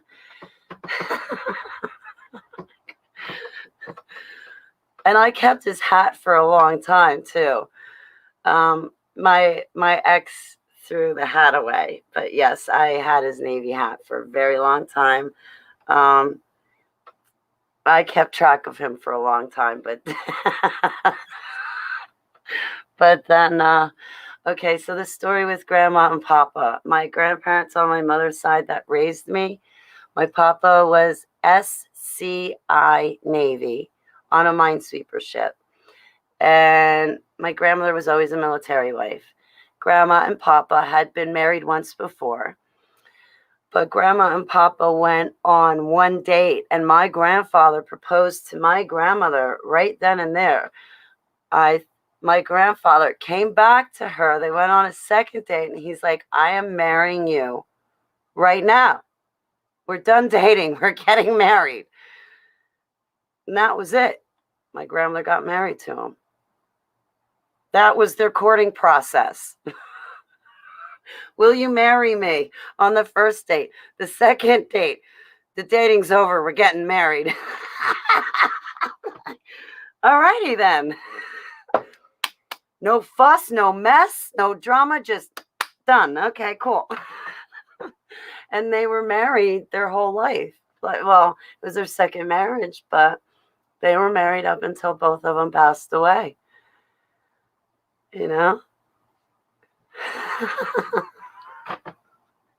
And then people say to me, the ex-musician must have been like, why does she want to get married so fast? I'm taking after my papa, okay? When you know you like somebody, that's it, right? You like someone, you know you like them, that's that. Okay, then. Well, I thought I knew I liked you, but you don't like me back, so phooey with you. But, yeah, that was my grandfather. That was my grandfather. That man knew what he liked, knew what he wanted, saw it, got it. That was it. That was it. And I like that. I mean, why bother going out on a date with somebody if you're not ready to spend eternity with them? Why would you bother? Why wouldn't you pick that person that's gorgeous to you, that you're chemically attracted to, and you have that spark with, and you know it? You just know. How do you know you love somebody? You know it, right? Well, my grandfather took one look at my grandmother, knew he loved her. That was it. That was it.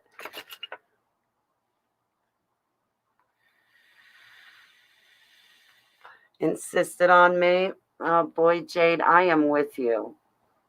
If a guy insisted on me, it would make me weak in the knees too. A strong, powerful man that knows what he wants, and that's that. He sees it, wants it, and takes it. Yeah. I mean, not with every woman, okay? I didn't mean to come across that. I just meant like, we don't see those kind of men anymore. What we see, and I don't mean this for anybody in my chat or anybody to watch this on the archives. That's a male friend of mine. But in the vast general public population, all we see are feminized males. Feminized males. They fiddle with their hair more than I do. They're feminized. They're more worried about their feelings than they're worried about providing for the family they've created or for the wife they want and the child they've had. They're feminized. They don't like confrontation. They don't like to step up to the plate. They don't like to be the alpha male role model. They're feminized.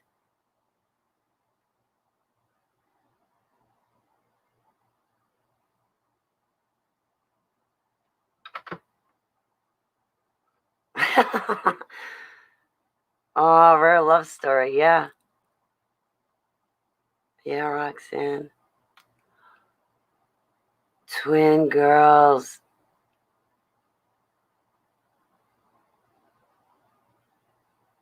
Wow, Dory. How did I go from biggest to having the smallest? Aw, Dory. Oh my goodness. Oh, Paul, I pray for your energy level. Give me some of your pounds. Honestly, Paul, I wish I were overweight instead of being Skeletor and underweight. I wish sometimes I had the opposite problem than the problem I have now. To be honest with you.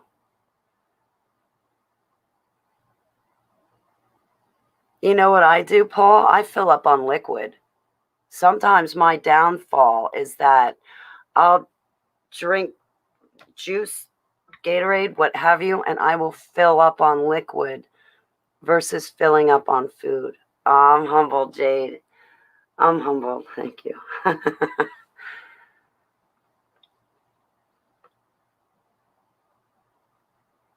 I think I have the most beautiful friends ever. I think they've all been blackmailed into selling out, and the good girls are untouchables. I think so too. I think so too.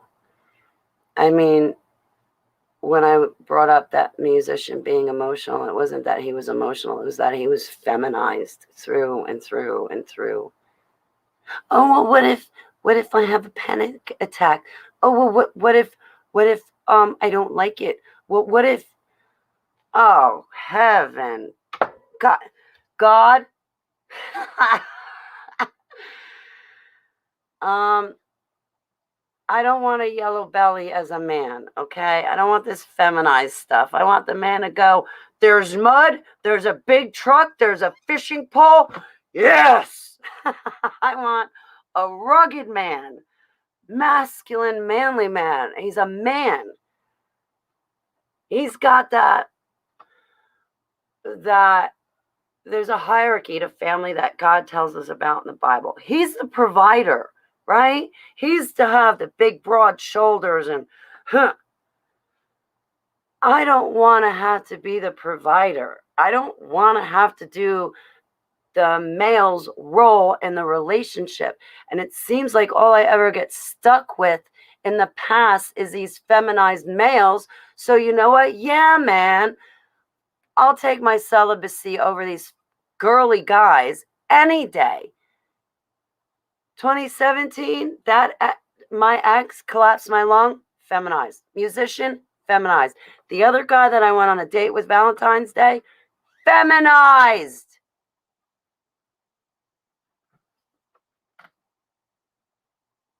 Hey, it's Seller. How are you, sweetheart? I love you. I love you, Jamie. Now that's a man.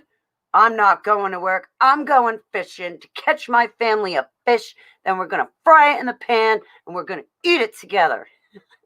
Do you know how great it was to go fishing, catch my own fish? I didn't skin it, but I ate it.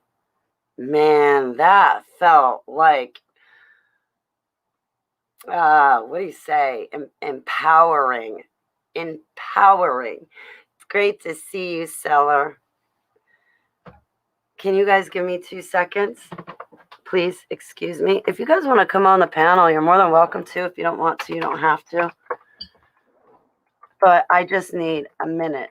I'm going to mute my mic, but hang on. I'll be right back.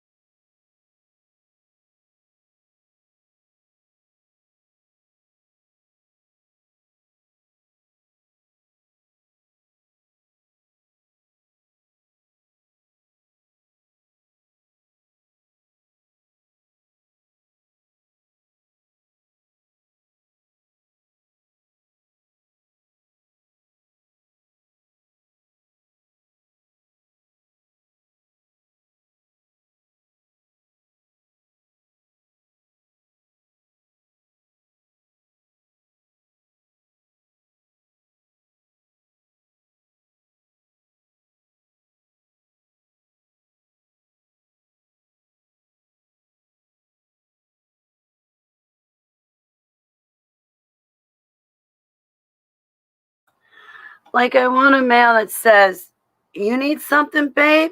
I'm going to the store to get it for you. I don't want someone that wakes up in the morning, hey, babe, I'm out of cigarettes. I don't want to go out. Can you go get them? Yeah, hey, babe, I don't want to go see your mom. I don't want a feminized male. I got to suck it up and deal with what they want all the time, but they can't bend over and meet me halfway.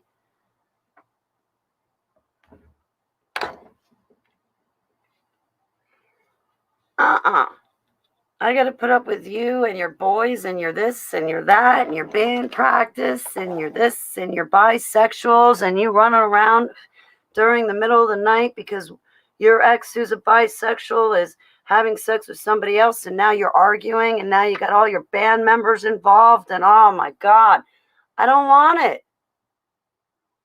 That's feminized. That's trauma. That's everything I'm against. What if there's a guy that has that in their life, why would you bother with me?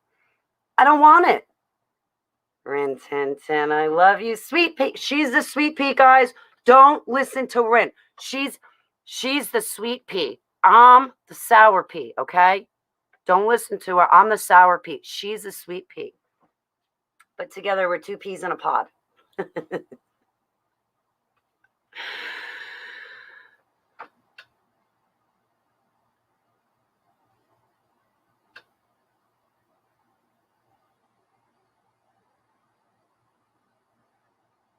Who's Allie?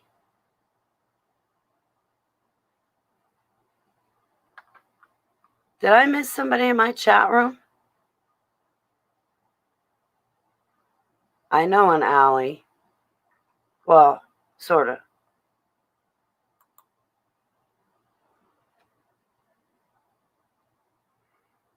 No, I'm not. I'm a sour pea, Rin. Rin's like, you're dead set on being a sour pea, aren't you? Yes, I'm a pickle. Don't make me turn myself into a pickle.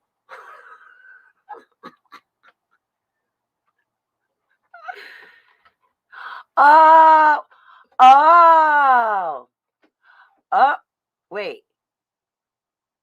Is that my Allie?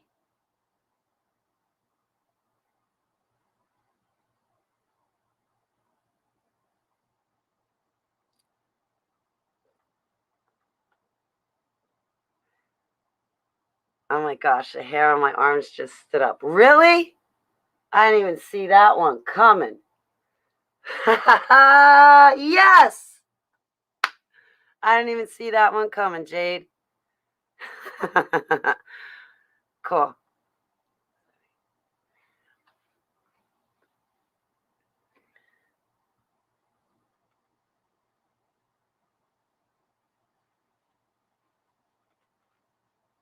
Very cool. So anyway, where were we?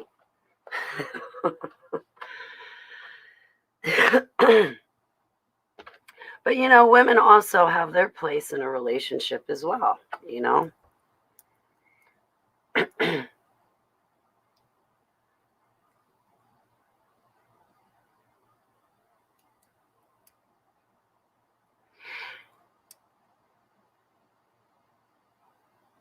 Yeah, I like being celibate. I honestly feel like when I engage in spiritual warfare, I'm more powerful being celibate, if that makes sense. I mean, if I were married, then it would be okay, but I'm not. So I try to stay away from all of that. And like I said, I never had a relationship that worked out over the past 7 years. I mean, what did I get? One person stole my livelihood and my health from me. I had permanent damage from my lung being collapsed. And he called me a baby and a pussy for that. And I'm like, I'm not complaining. I have permanent damage. When it rains, I can feel where my rib punctured into my lung and collapsed it. I can feel it today. I'm not being a baby. It's a fact. I stretch certain ways and I can feel that injury still to this day. Yeah, I wanted to go to trial. Yeah, man, I really wanted to go to trial. I was rooting for it the whole time. Even when I took him back, I was rooting for trial.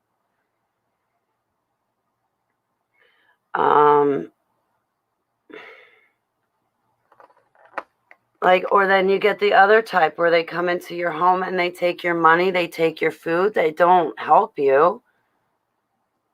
They don't even want to come with you outside to walk your dog. Like, you're an inconvenience to them, even though they're at your house. Thank you, Roxanne. Roxanne, you helped me get through that time period. You know you did. Roxanne, you were there when I was with him. You were there after him. And I'm glad there is you being here after him. I used to tell him, I would tell him my dreams, and he would mock me for it. He'd be like, oh, the Vegas shooting, that's all you talk about. Yeah, man, Abba showed me it was multiple shooters. Nobody in the communities of news are getting it right. Yeah, I got to stand up and say, this is what Abba showed me. And sure enough, a couple months later, it all came out. There were multiple shooters on the ground, in the air. It was MK Ultra. It was all this stuff. But I would tell him about me seeing that him and I were going to break up, and the chain that I was wearing was going to break. And when that necklace broke, it was over. And when it was over, there would be a white truck in the driveway too at that same time. Who had a white truck out in the driveway? Not only Bill had a white truck out in the driveway, but John too had a white truck out in the driveway. My ex would make fun of me.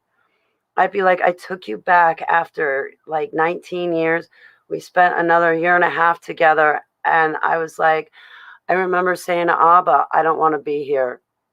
So I woke up in 2014. I took him back in 2017, 2016, 2017, and 2018. I took him back again.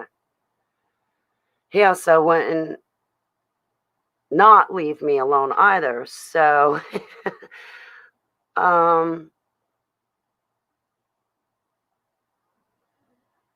even with the musician, I remember sitting here saying, I was tuned into David Author, and he has a military girl on there that gives her testimony, and her testimony really touched me hugely. I forget her name, but she was a lesbian. She has a whole big testimony. Her testimony, every bit of it touched me. And I remember saying to Heavenly Abba, you know what? I don't want to be in these situations with these people, because ultimately they're not going to marry me. Ultimately, they're not going to fully surrender to you. They're not even trying to understand super soldiers. I don't have a future here. Please get me out. I can't get out on my own. I need you to get me out. And then I found the block button, and the block button works amazing. It really does. That block button, it's great. It really is great. I fucking miss you, Dory. I like that. I love you to the moon and back, Seller.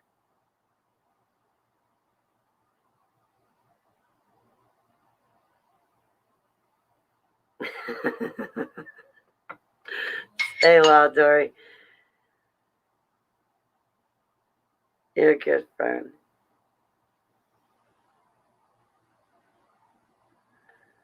So, yeah.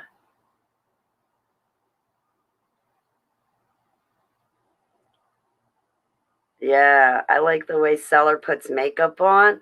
Oh my God. Seller puts makeup on the way, like, you know, those makeup artists, they do the cat eyes and all the glamorous makeup. Seller Door knows how to do all that stuff. I want to go out to California to baptize her and for her to teach me how to put makeup on. I was never taught how to put makeup on, so I don't know. I mean, I do put makeup on, but I don't know how to put it on.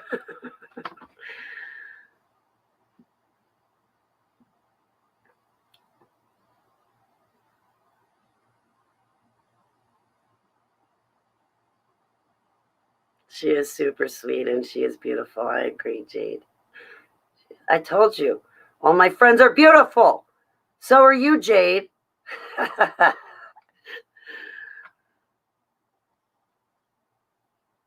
Abba gave me a bunch of beautiful friends.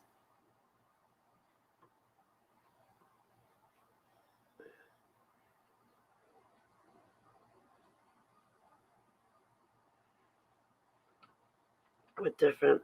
Oh, I like the YouTube videos where they show you how to like do fish bone braids and different braids in your hair and different hairstyles. But I'm not that coordinated. Like if I could like grab a hold of your head of hair and like braid it and stuff, I could do it. But on my own, I'm like, you should see me trying to color my grays out. It's a mess. I end up actually just standing in the shower with a mirror to put it in, so when I get the dye all over the place, I can just rinse it off and then throw Tilex on it so the color comes off the tiles and whatnot. But I get the stuff all over. It's a mess. You should see me trying to do cat eyes. I end up looking like a clown.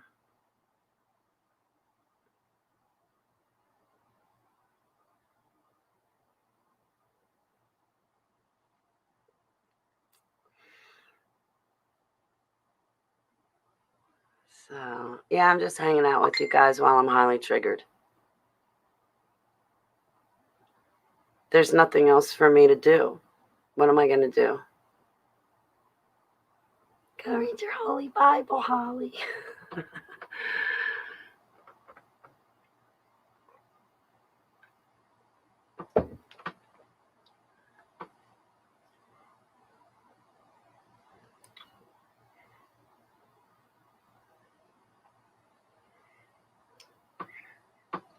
So, a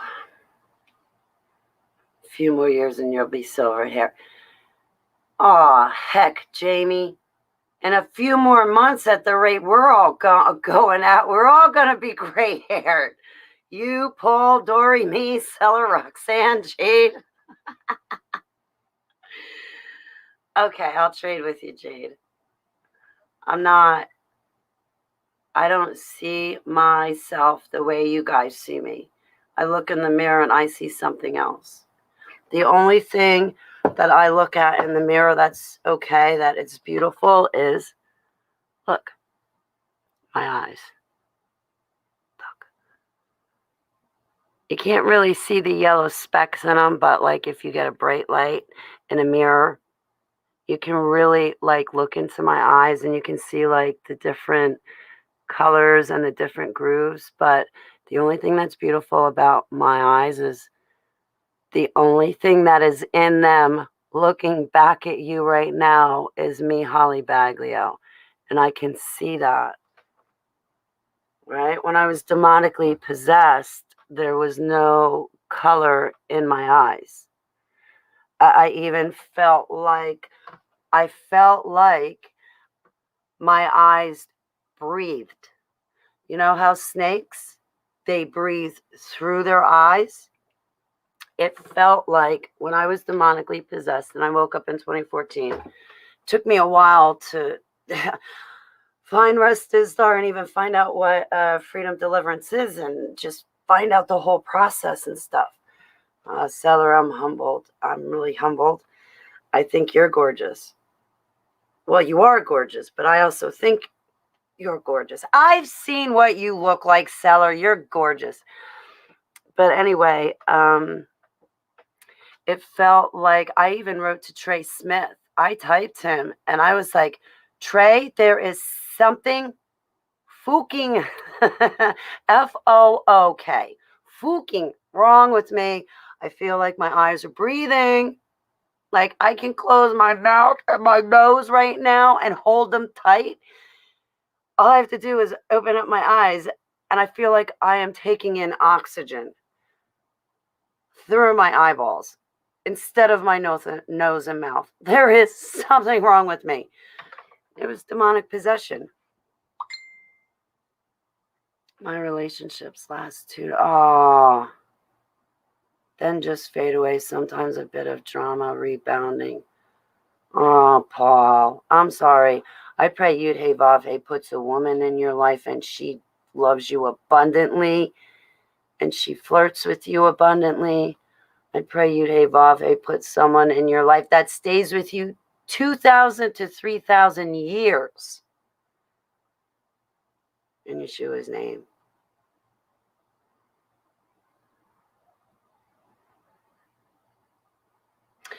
Yeah, I have friends that they morph. Their hair color changes, their eye color change. It's like a drastic change too. It's not like, oh yeah, I can kind of see you shapeshift. No, like I got friends like they change. It's drastic and it's quick. You just see it come over them, and it's like, whoa, you you went from a brunette to a blonde in less than a minute.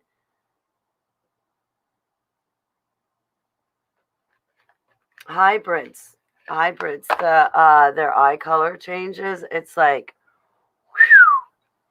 I've met some hybrids. I don't think I'm a hybrid. I think I'm a super soldier. I don't know. I don't know, but like an actual hybrid, half alien, half human.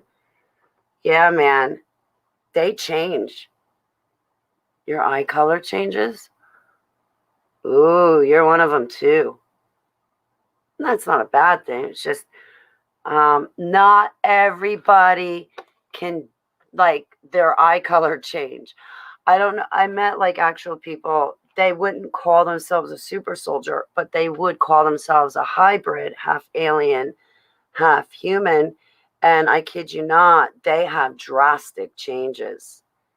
You get them mad, you make them cry, you make them happy. They can have drastic changes. I don't know what the different blood types are and the positive and negative. I don't know how that stuff works, Jade. I'm sorry. I don't know that you're a hybrid. I'm not saying you are, and I apologize for coming across that way.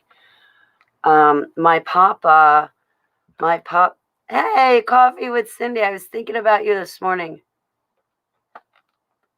I don't know. I honestly don't know about negative or positive blood type, A versus B versus O. I've heard people say no, it doesn't make a difference, and I've heard people say yes, it makes a difference. I honestly have no idea. I really don't. I would not be a source for knowing the answer on that. Um, I think our like genes and genetics, right? Has her on channel. I don't go looking for my kids in the breeding program, Jamie. I stay away from that. I do not go looking for my clones either. I stay away from that. Be very careful, Jamie. I am only saying this because it could shatter your system. It could actually harm you more than it could be helpful.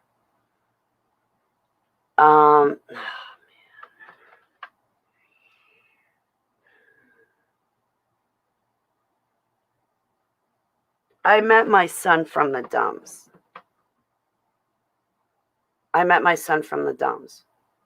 He's absolutely beautiful. He is so smart. He is so intelligent. I met him and it was online many, many years ago. I met him and we got talking. I saw him come forward to the public and I reached out to him and I said, your life's in danger. You can't do this anymore. You have to stop. And he goes, I know, Holly, I know my parents have actually helped me shelter my life and shelter me from coming offline. When I did those series of videos, I'm getting death threats and death warnings and everything else. And I said to him, I said, listen, I know this is going to come off wrong. This is going to come off the wrong way. And I'm going to sound like a complete lunatic, but I feel like I'm your mother. I feel this protective nurturing over you. I don't know what it is, but if I ever had a son, I would want him to be you. And I feel this protectiveness over you, and I can't explain it. He then shared his testimony with me, and he said, Holly, I feel the same way, and da-da-da-da-da, and da-da-da-da-da, and da-da-da-da-da, and da-da-da-da-da, and da-da-da-da-da, and da-da-da-da-da. because of, I can't, I'm not getting into his testimony. I'm not betraying him.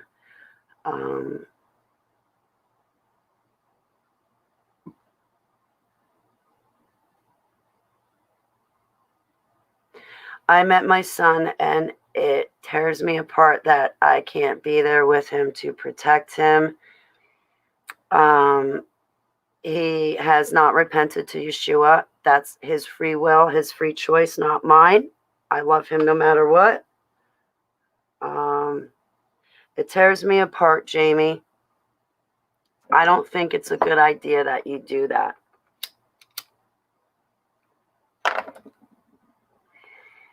He's not my son anymore, Jamie. He's someone else's child. He's in somebody else's family.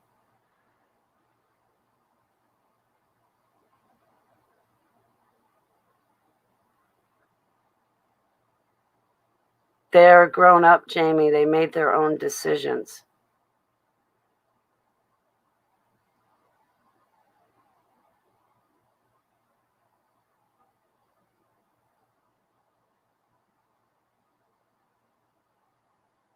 Diet relay. Ooh, where's Huntress? Jade, Huntress might know. She's brilliant with this stuff. I don't know. But you know what? You could also just have that gene in your blood. It doesn't mean that you're a hybrid. I mean, there's regular people that have these genes. My papa, he had one blue eye and one gray eye.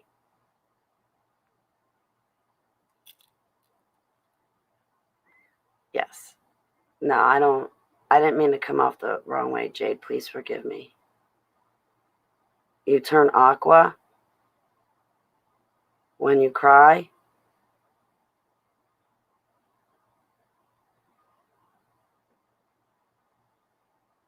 Isn't that octopus coffee with Cindy? Isn't that like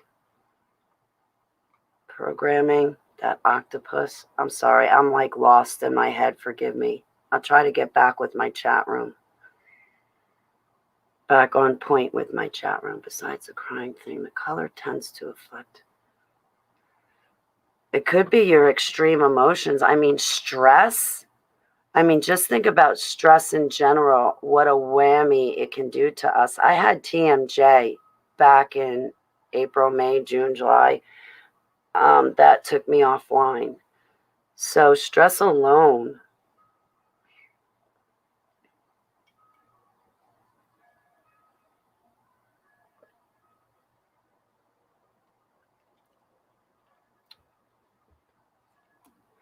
You know, Jade, it's interesting you bring that up. I was always so scared to expose the people that I felt harmed me because they were big famous ministries or well-known people. I mean, through the past 7 years, I've been associated with over 50 ministries, okay? So I'm not pointing this comment at any certain ministry I follow today. But some ministries are more harmful, and I won't call them out when they are being harmful. It's like I cower down and I'm too scared to stand up. I'm sorry, coffee time with Cindy. I got to get rid of Nightbot. Nightbot is an application. I have to get rid of it. I don't have my website up anymore, Cindy, because I can't afford it.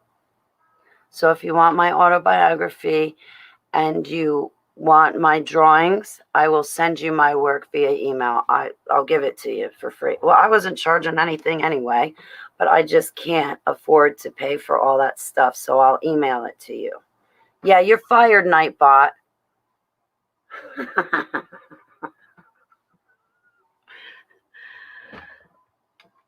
I forget Nightbot's codes. I have like him programmed with a whole bunch of things to say.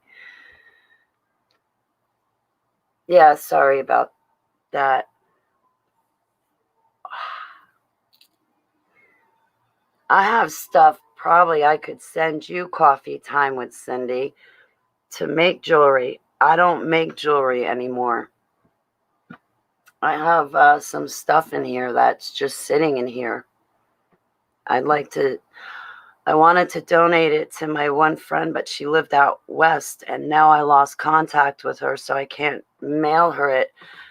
I got a big box of jewelry making stuff, but I don't make jewelry. I'm not that good at it anyway. Cindy, maybe I could send you a gift. Oh, Jade, I am so sorry.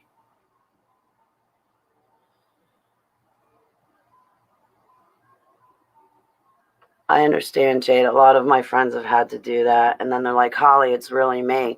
And I'm like, you know what? I'm going to forget that it's you purposely because I don't want to accidentally dox you because you've had to change your ID because you have to hide. And then that's where later down the road in the future, I start mixing people up with people. Is because I think I'm doing a favor by forgetting your identity right now, but then later on when I need to know it, I can't remember it. And I'm getting everybody mixed up.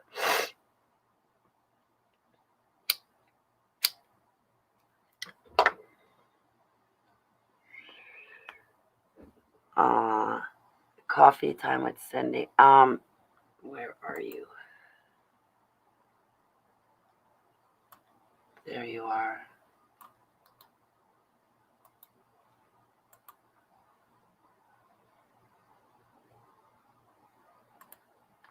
I started looking through Casbolt's letters to me yesterday.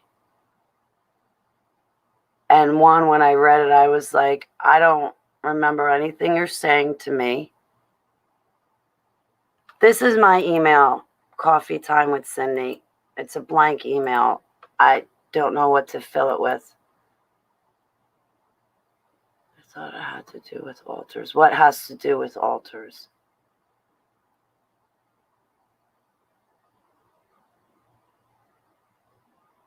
I don't remember anything that my commander wrote to me. He said I have mafia connections. No, I don't. No, I don't.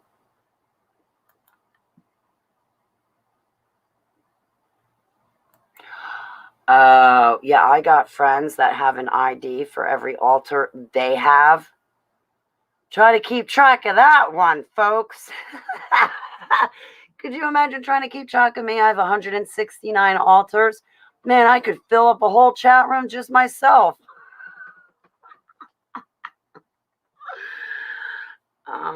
I do have a bunch of accounts, but it's like HTV, Holly Television, Bags of Arrows. My last name is Baglio. Bag. Anyway.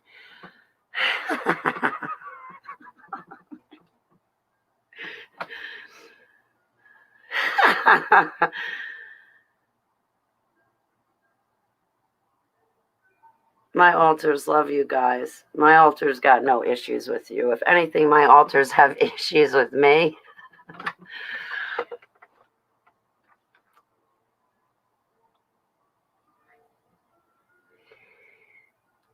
I've just been triggered. So I'm like, okay, altars, we're going to have to just deal with it. I don't know what to tell you. You're stuck with me. I'm stuck with you. And man, I'm hoping we get along. There's got to be some funny altars in here that have a sense of humor. I mean, otherwise I'm standing next to an altar named Cage.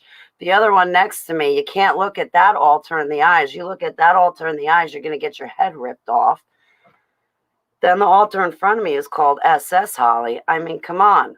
I'm caught between a hard place, a rock, and another mean altar. And behind me is the wall. I'm more than just stuck in the middle. All of me loves you, Rin. A person's voice.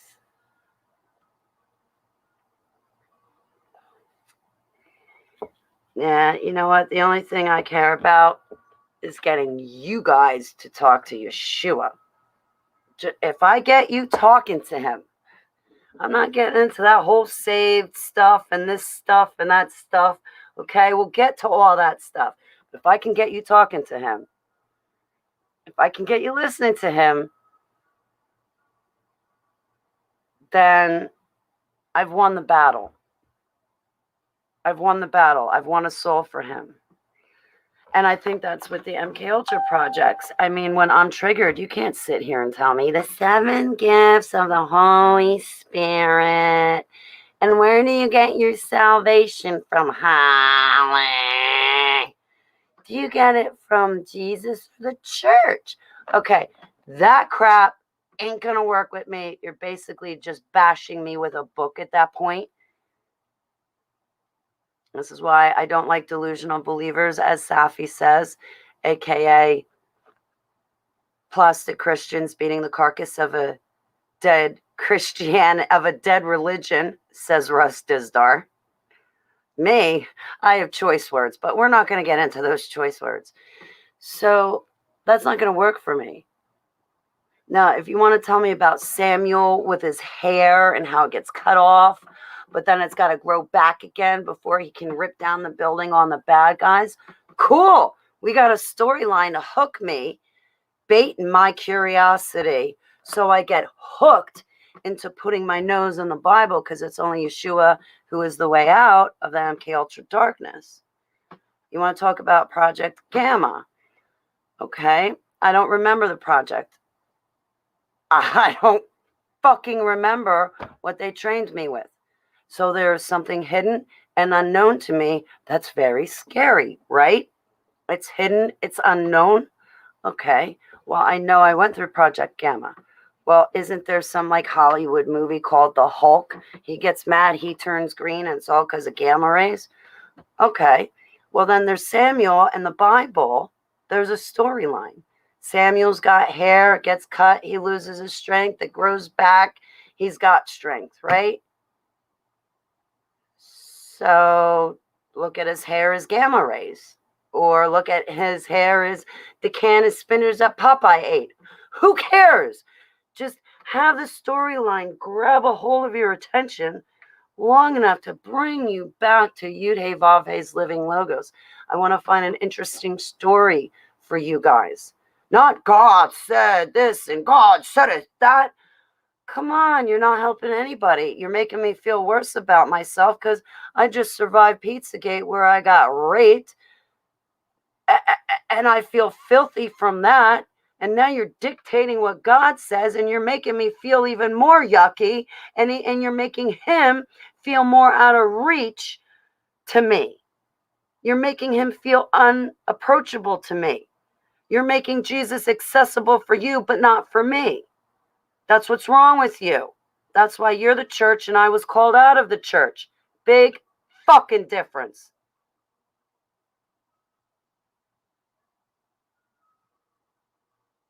So I get triggered with Project Gamma. I can think of Samuel with his hair and then find myself reading the Bible about Samuel and his hair. I get triggered by Project Montauk, time travel. I can go find Thoth Moses, follow him out of Egypt, because Heavenly Abba gave him the instructions on how to get out of Egypt.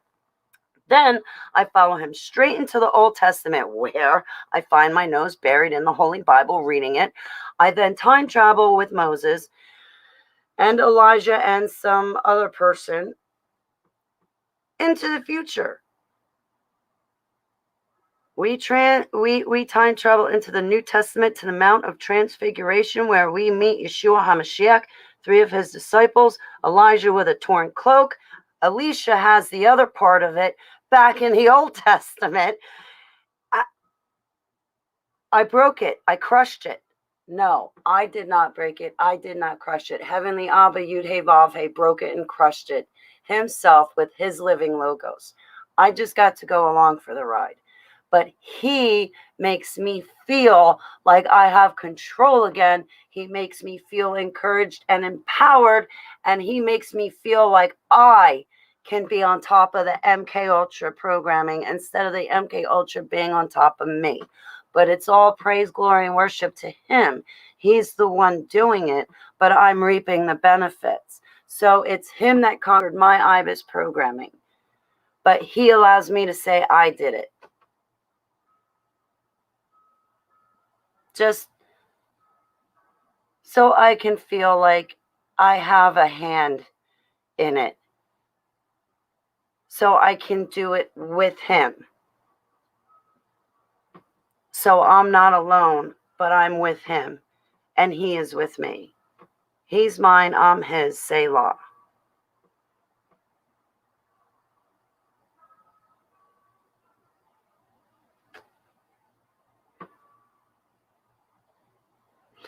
My love to you, Paul.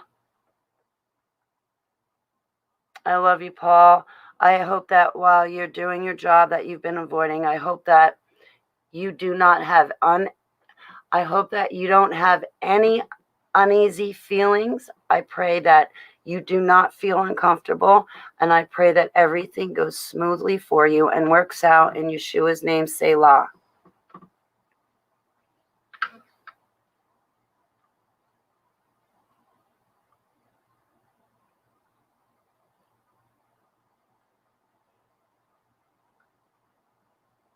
Selah, Jade.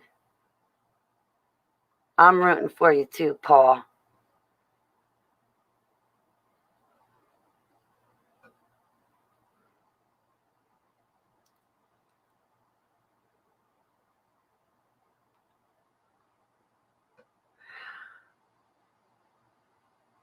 Because those people make my faith totally disappear. Yes, Roxanne, they make my faith totally disappear too.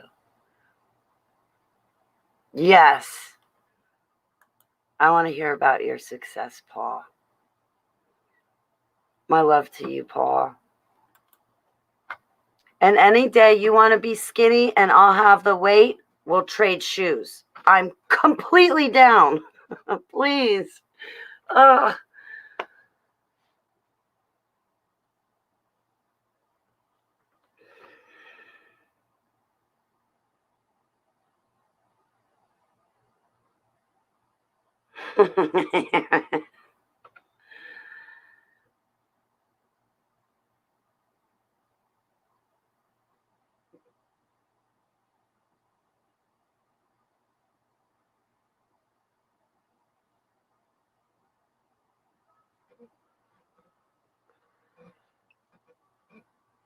So I didn't see Vinny. I didn't see WP. I bet you Coach Dave sucked them into his chat room, and that's why I can't have them on my panels. They knew I was going to run this yesterday morning.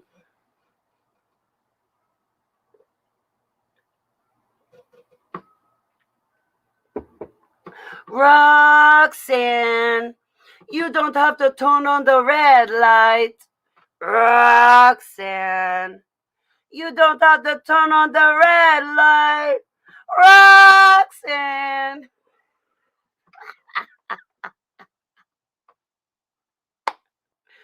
Only in the stomach, Roxanne. No, I want I want the weight in my TNA. TNA, not the stomach. I think I called you up one day and I'm like, Roxanne, you don't have to turn on the red light. No, Roxanne, no, you don't have to turn it on.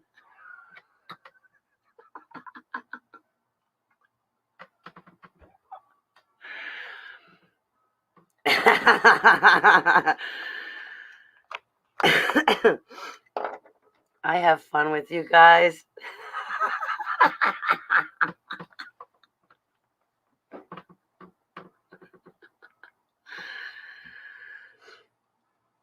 I don't mean to like be a big kid. I can't I can't help it.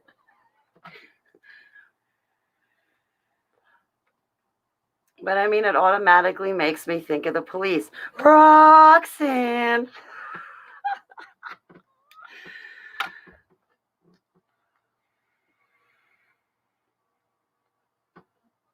What I didn't like was deck the walls with boughs of holly, because in high school, the football team, oh man. You know, the football team, they're all big guys. Well, I'm tiny. They would pick me, literally, they'd see me walking down the hall and be like, you're not going to class, Ollie. throw me over the shoulder, and then lock me inside the boys' locker room. Totally locked me inside the boys' locker room. This one time, I kid you not, I was like this against the lockers. I'm like, I'm not here. I don't see anything. Get me out. My teachers, finally, they let me out of the boys' locker room. I go to class. My teacher's like, where have you been? I was like, she's like, just go sit down. I was like, I got decked, okay? I'm Holly. It's Christmas. I got decked. So hence the song, Deck the Walls with Boughs of Holly. I got decked, okay? I got decked by the football team. Kid you not, though. They were like big guys. I was always tiny. Oh, I love you, Jade. Okay, I'm going to girl crush back on you, Jade. So we're even. Good. I've never had a girl crush. This is going to be so much fun.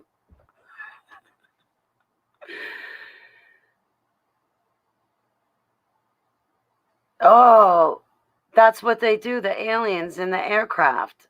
I was talking to Jim Gerard. That's what they do. They have it where what they do, you look at the material and you look at the atoms and neutrons and protons and you look at the structure of it, and that's what the aliens have, where they can like line up or realign these things. And if they realign the structure of these atoms, they can ultimately walk through walls, right? It's like their spacecraft. It looked to me like they showed me how to operate it or fly it, and it looked to me like it was a wraparound.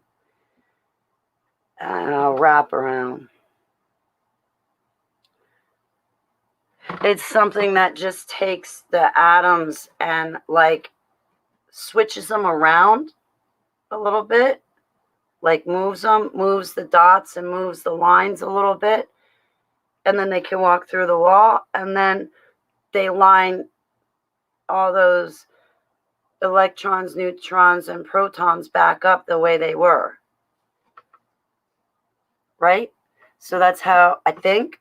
So that's how the alien aircraft moves, because it goes from point A to point B. It's not like an airline that's constantly going through the air from New Jersey flying to California. Yes, there's sometimes that we do see the alien aircraft flying in the air, but mainly we see the alien aircraft jump. It like jumps. It's not flying through the air. It's more like jumping from point to point. I think it's because they can manipulate the atoms and electrons and neutrons, realign them from any matter, go through it, and then when they're done, put the electrons, neutrons, and protons back in their original position. I don't know. It was something that was brought up in a conversation to me a few days ago, and it made total sense how they would be able to walk through walls, or how they would be able to get an alien aircraft to just jump. Because that's what it does. It jumps, right? It's not like, Continental Airlines where it's got to go, okay, we're at point A. Okay, we're at point B now. Alien aircraft goes, okay, we're A, we want to go to B. Done. Oh, you want to go to F. Go back to C, collect $200. Boom. It just jumps from point to point.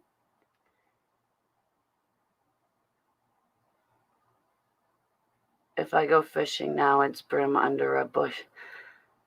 I got all my fishing gear ready to go. All I need is shiners and earthworms and bread and beer and a hoagie. And then we can go fishing. Oh, come on, guys. Beer goes with fishing.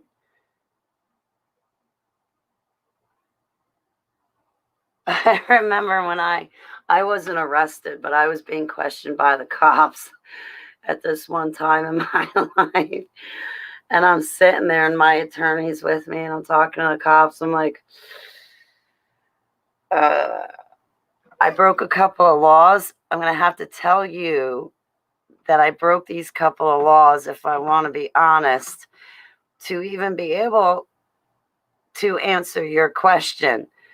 And I'm not sure I want to confess to the laws I broke. So my attorney's sitting there and he's like, tell him. It's like, but to me, it felt like a big deal. To everybody else, it was nothing. But to me, it was a big deal. I broke laws. I said, well, officers, I was fishing and I was drinking pints of Red's Apple Ale. And while we were fishing, that's when he tried to commandeer my car. I jumped out, told him, you can't drive like that with me in my own car. And then the fight commenced from there.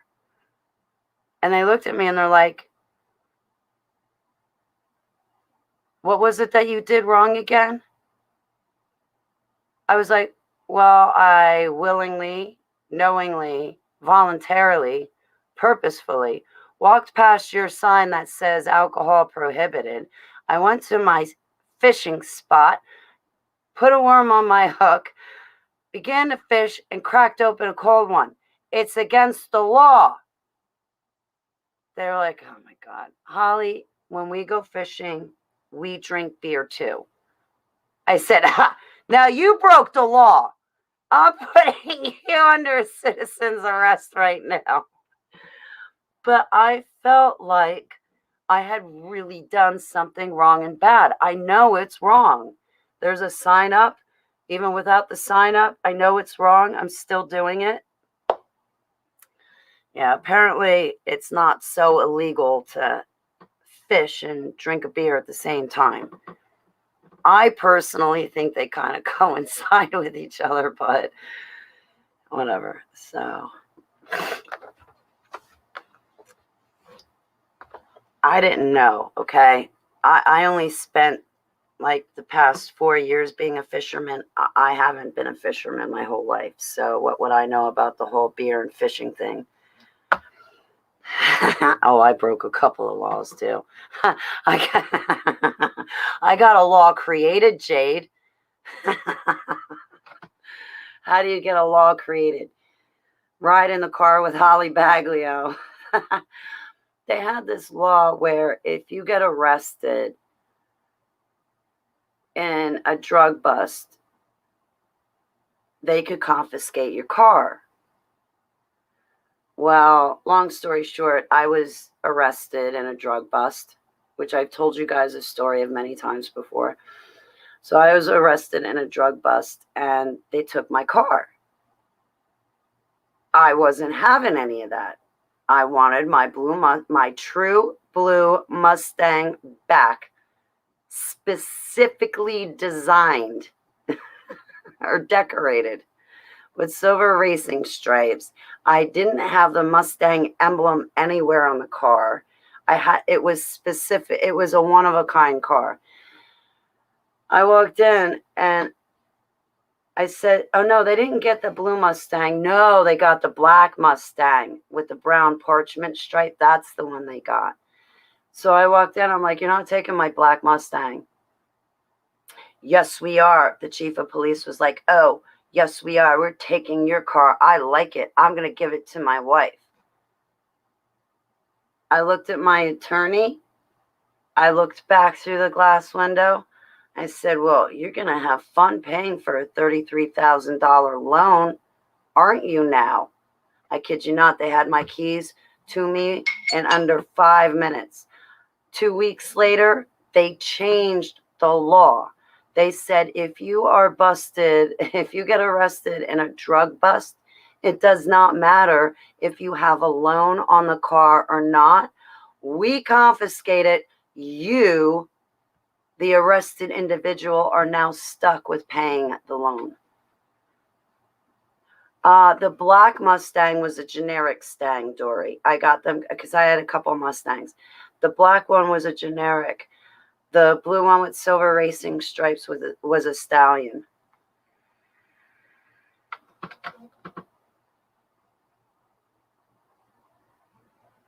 You're not boring.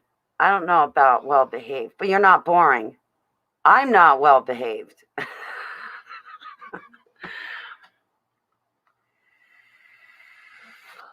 We've all broken some type of law. Yeah. And let it be repossessed. Yeah. Well, I ended up getting the car. I was in my 20s though when this happened. Okay, I'm 46 now. This happened when I was married. I was 25, 26 years old. So this happened 2 decades ago. I have since left my wicked ways of having them have to make laws because of me. If there's a loophole, I will find it. Just like the MK Ultra programming, there's always a loophole to something. There's always a weak spot in the chain. Let me inspect the chain. So with the MK Ultra programming, there was a weak link, and because of Yud Hey Vav Hey, I was able and allowed and given the knowledge through him to be able to conquer the IBIS programming in Yeshua's name, Selah. I gotta pay my car insurance today, or they're gonna cancel it on me tomorrow. I have the money for it, just don't feel like paying the bill.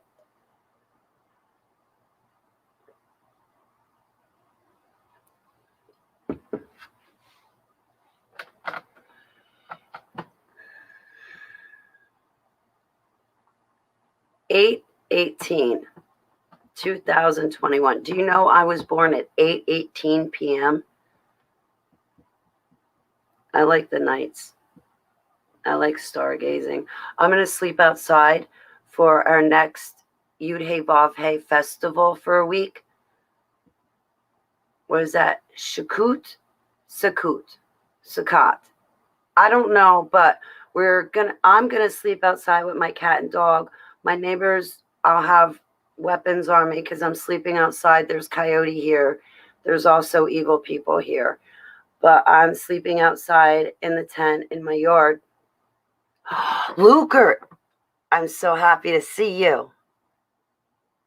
It's great. I haven't seen you in so long. You got my message, right? Good. I miss you and I love you.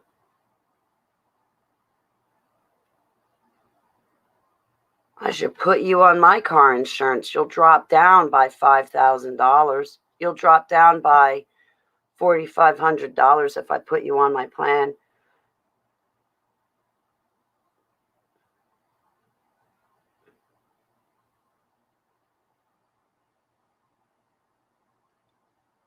Yeah.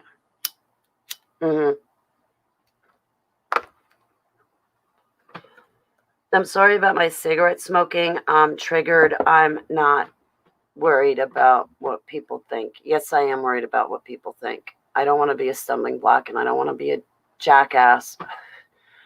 I'm going through my own muck and mire right now, guys. My muck and mire of MK Ultra.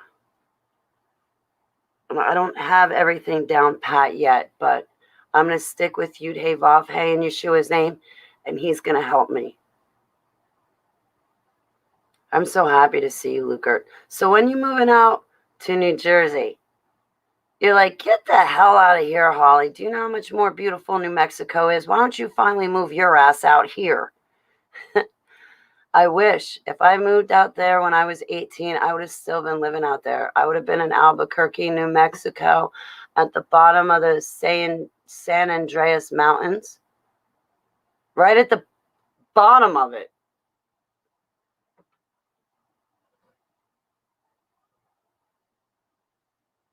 Yeah. Oh, yeah, there's oil in my lamp. Christ returns right now. I'm running out to him. I don't care if he's mad, happy, sad, or otherwise. I am running out to him and saying, Heavenly Abba, don't Let me die because my eyes have seen your face. I want to be worthy for you, and I miss you. I love you. I want you, and you're here. I'm coming to you. You return. I'm coming to you. Is there oil in my lamp? When I die, the last thing that I will say is Yeshua HaMashiach, my golden bow. I love you. Yes, you are. I will sing his name as beautifully as I possibly can. There's oil in my lamp. Only for Yeshua. You guys come over here and I don't have anything, okay? My doors are closed. I've got nothing for you guys. My door's closed, okay? Yeshua returns. I've got everything. I'm kidding. I'm kidding. Yeah, I am pouncing Jesus. Yes. I'm going to walk right up to him. I'm going to say, Yeshua HaMashiach, will you marry me? And if you say no, can I please have my kiss now? Because we've been married since December 12th, 2014. You can just go ask Jonathan Kahn and the Jefferson, as well as the other police department I can't remember the name of. They remember when I married you.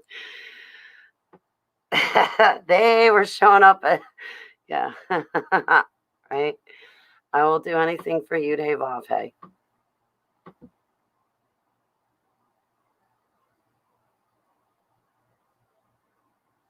Anything.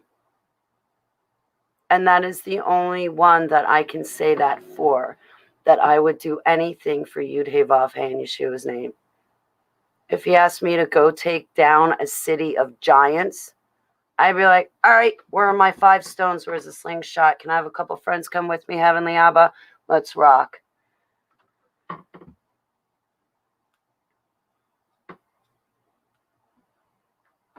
Now, if I was Jonah in the Holy Bible, I'd say, you know what, Heavenly Abba, I'm really hungry, so I'm going to use my bait, go catch a whale, so that way I can catch a whale and go feed all my friends. Cindy, it is so great to see you, Cindy. I love you. How are you? Cindy, this is my friend Jade. Jade, this is Cindy. Cindy, I was confusing my sister Jade here with your Jade. It's the MK Ultra. I don't mean to laugh. It's more that I'm embarrassed than anything, but I get people mixed up with my MK Ultra.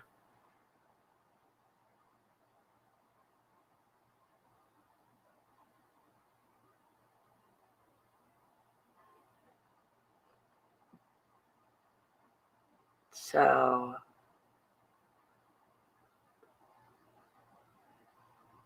what would I do for Yud Hey Vav Hey? Everything. I would live the life that I've led if it means I can bring glory to his name. We are his bride, Selah. Selah. Selah. I feel like his love has already raptured me. I feel already raptured in him. And I think that's another reason why I'm so combative, with rapturous, because honestly, I'm already raptured up in him. He raptured me. I'm enamored with him. I believe he loves me back. I already feel raptured in his love. I already feel like I'm right there with him. I just have to live out the rest of my days on this earth.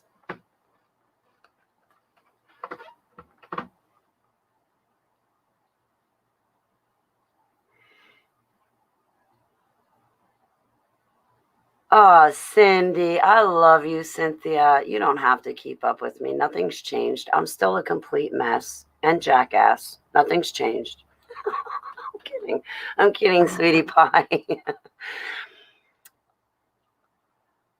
Cynthia. Well, it was him. It was him. But I conquered the IBIS programming. IBIS is Egyptology and Egyptian principles that I was raised on. I conquered the programming. They can't put me in that MK Ultra. They can't trigger that MK Ultra project in me anymore. Now there's like 14 plus other projects I was exposed to. I haven't figured my way out of them yet. He's going to give me the answers though. But I conquered one programming. I was able to find the answer how to untrigger myself when they were trying to trigger me with IBIS.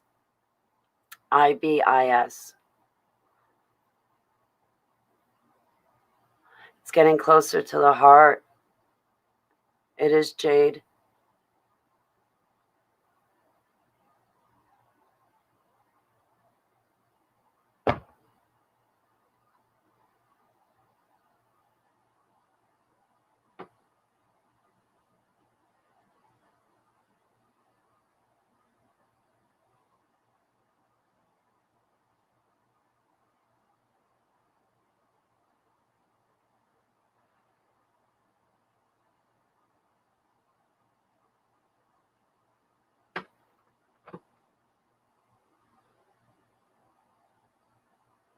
You have my phone number, right, Cynthia?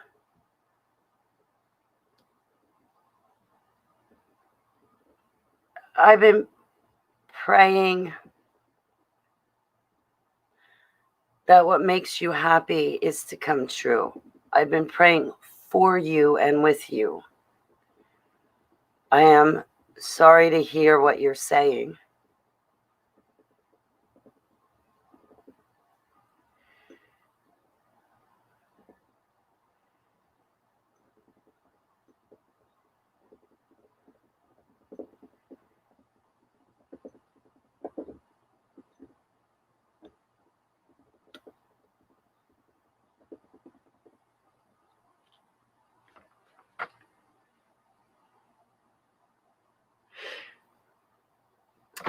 I pray that Yud-He-Vav-He provides for all of your needs, all of your desires. I pray that he spoils you, silly, rotten Cynthia, in Yeshua's name. Selah.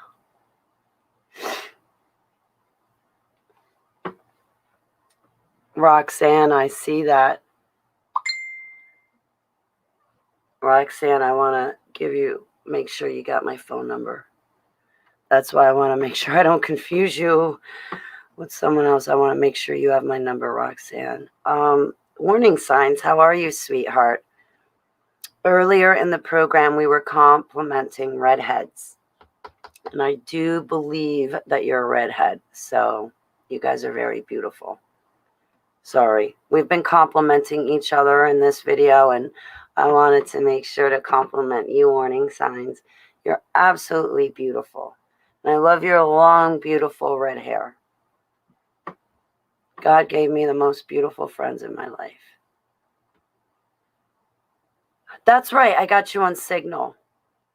Oh, where is my head at?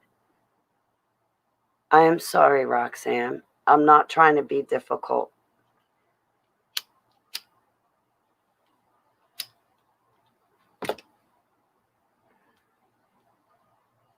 Oh, no, Cindy. I'm so sad, Cindy. I don't want you to hurt, Cindy.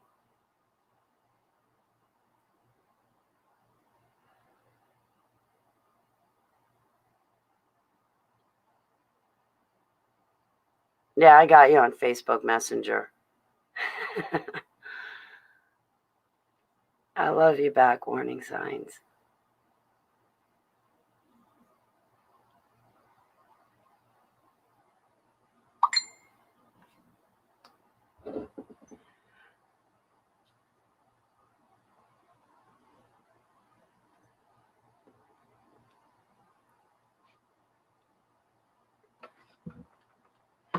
I'll be right back. Excuse me a second.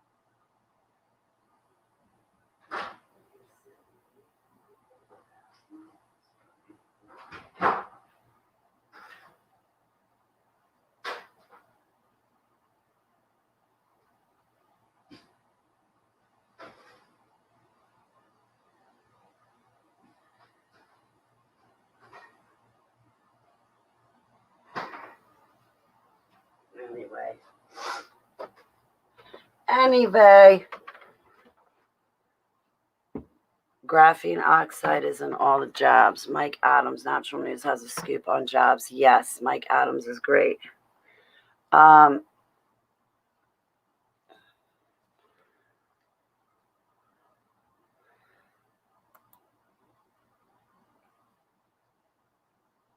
That's what I'd start doing, is suing people for violating the HIPAA laws. That's following one chain of command to attack the situation. What I would have liked to have seen is the businesses, back when this COVID first broke out, I would have liked to have seen the businesses write to the government and say, no, you can't shut us down. You can't do that to us. No. But the businesses didn't stand up. Now, no one's standing up.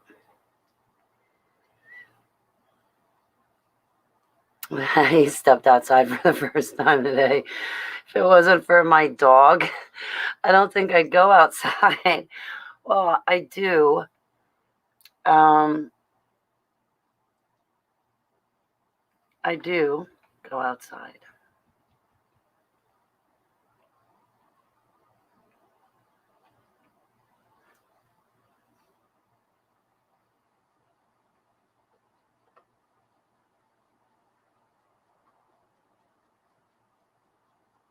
Sees you standing strong. I love you, seller. Thank you. Yeah, they did target all the small businesses. That's why I was going to the small businesses. I was like, you don't make me wear a mask, I'm coming here to shop. And that's where I spent my money, was at the mom and pop shops that did not make me wear a mask. And then I even got brazen. I even said to them, and I started doing it too, I was like, I have 37 years that I served US, UK, and Canada's governments and militaries. I am against paying taxes. I don't want to pay taxes. If this business does not make me pay this stupid sales tax crap, I will give you that amount of money in a tip for you to keep yourself if you don't charge me taxes and send it into the government. And they started to oblige me. If you don't charge me the tax, I will give that same amount of money to you as a tip.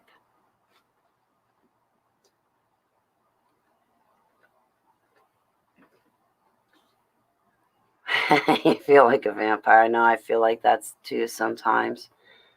But, I can control my atmosphere in here. There's not other people in here tampering with me. I go out to the park.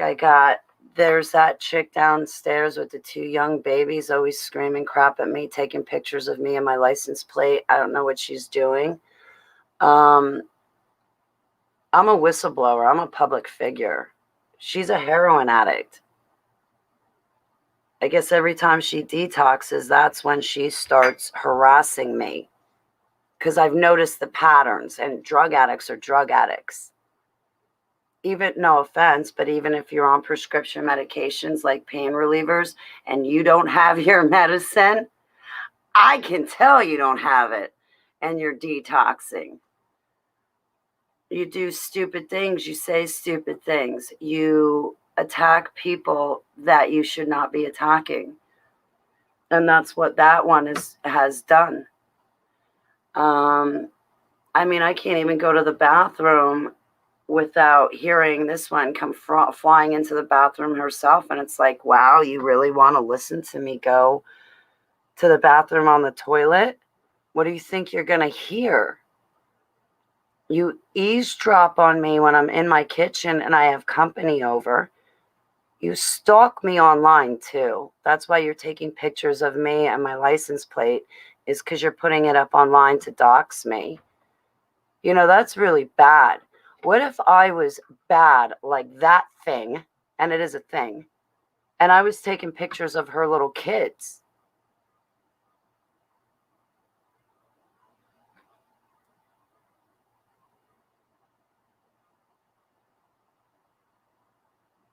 They've got young kids and 2 puppies that never see the outside of that apartment. For the past week, I haven't seen the 2 puppies or the kids go outside. The week before that, I didn't see the kids or the puppies go outside. But she wants to attack me because I tell her to shut up when she's up at 3, 4, 5, 6, 7, 8, 9, 10, 11, 12 o'clock in the morning screaming her brains out at her husband. Flipping out like a banshee. Nobody in this town gets peace when she's upset or detoxing. Nobody.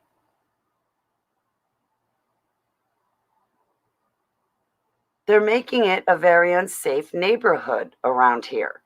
This is dangerous for me to live here with a loose cannonball like that. Cops don't do anything, CPS doesn't do anything, animal control doesn't do anything, and they haven't paid rent in over a year and a half. Yeah, this world is going to go up in a set of flames, and when it does, I don't care. Let it go. Let it rip. These people aren't trying to find Yeshua HaMashiach. They're not trying to seek him out. Send down a blaze of glory, Yud-Hey-Vav-Hey. All I can do is pray that I am made of your white-hot fire so I won't perish when this world burns, because you're not going to flood it again, hence why you give us the rainbow, a symbol of your promise not to flood it again, but we're going up in flames. Yud-Hey-Vav-Hey is getting the tears out of here. A few good men might die too, but the tears are getting out. And I'm suspect to think that they're also trying to tamper with the security cameras as well. Because as they're trying to film me and take pictures of me and my license plate number, somebody's also trying to hack into the security cameras at the same time.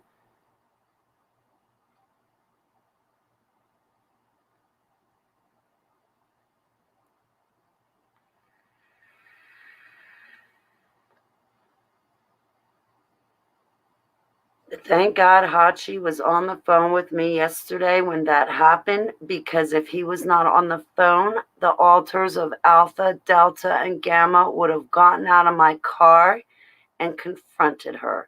And she is simply not fucking worth it. Like her husband says, she should lose herself down a long, dark alley and not come back.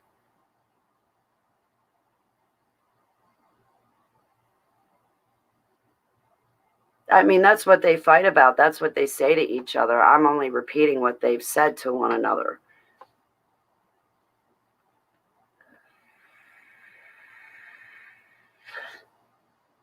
I am kidnap ready.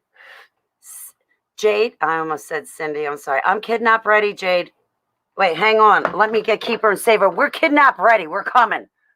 I got my two fur babies. They're girls too. We're coming. We're there. We're kidnap ready.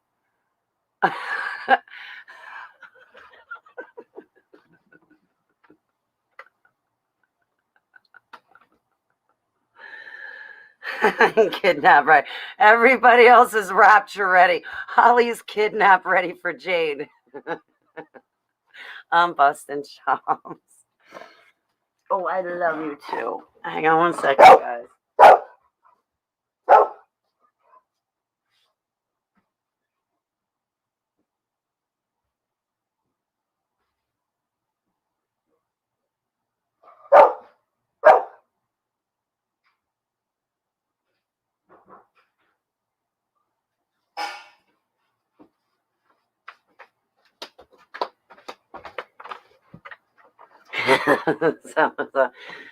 Okay, Jade's coming to get me first. So when she comes to kidnap you, Seller, I get to watch her do it. So that way I can take notes. So when she goes to kidnap Dory,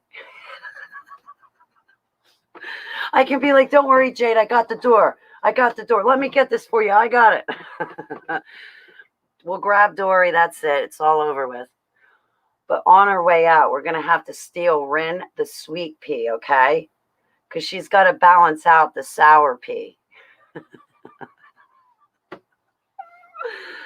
I love animals more than people too. Yeah.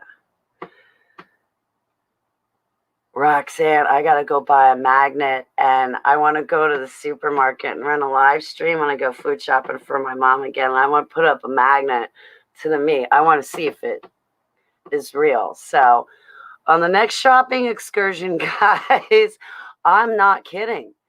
I run live streams, and so far I've been successful at getting away with them.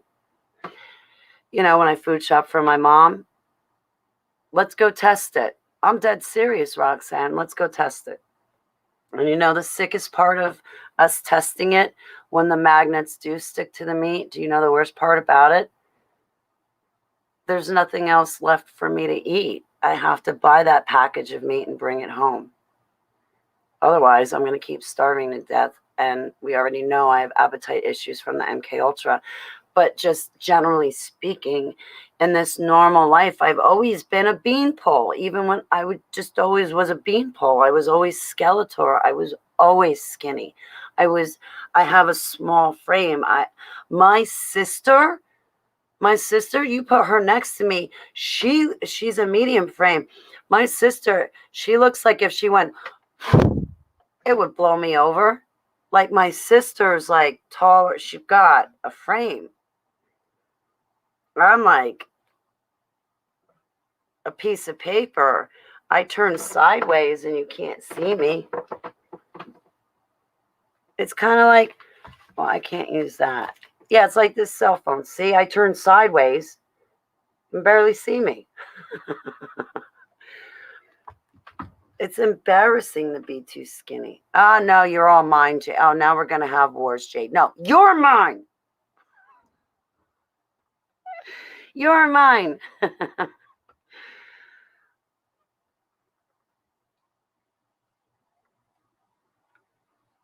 So,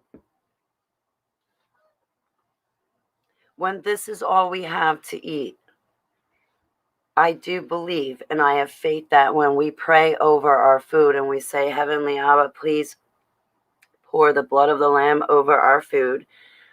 Please make our food nutritious and replenish and rejuvenate our bodies. Please join us while we eat, because there's no other better company than your company, Abba. Please take out all the bad stuff from it so it does not harm and affect our bodies. In Yeshua's name, Selah. I do believe praying over our food changes it. Power of prayer, right?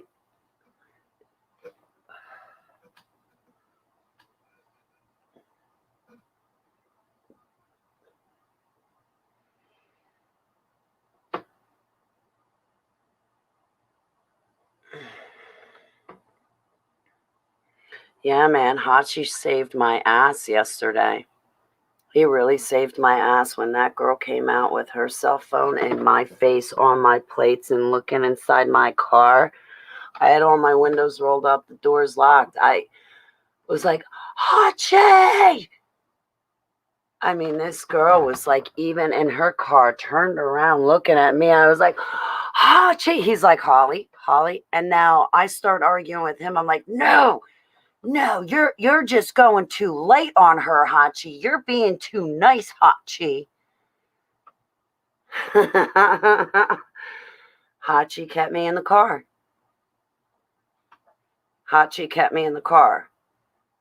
I don't want to see me highly triggered and have to call out some dipshit. Excuse me.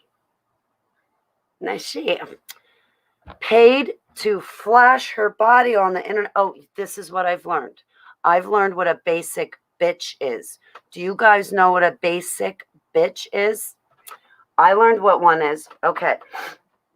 A basic bitch is this. This is what I learned from the couple that fights downstairs that don't pay rent.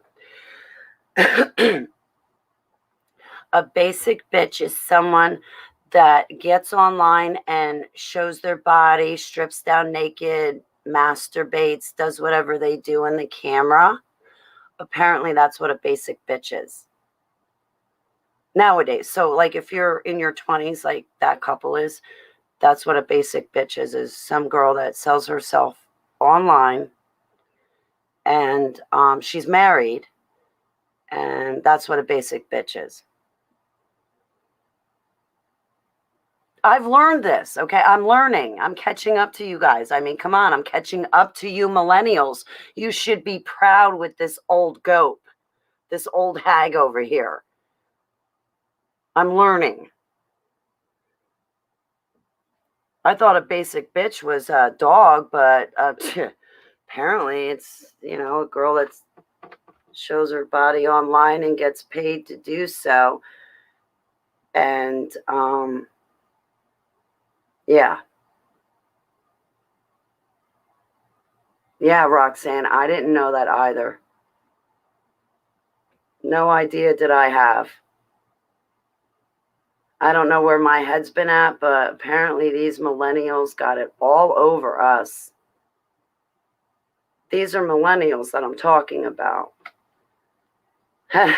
Roxanne, have you ever met? I've met millennials from the DUMBs, deep underground military bases, actual millennials that have gone through the same projects that I went through in the DUMBs.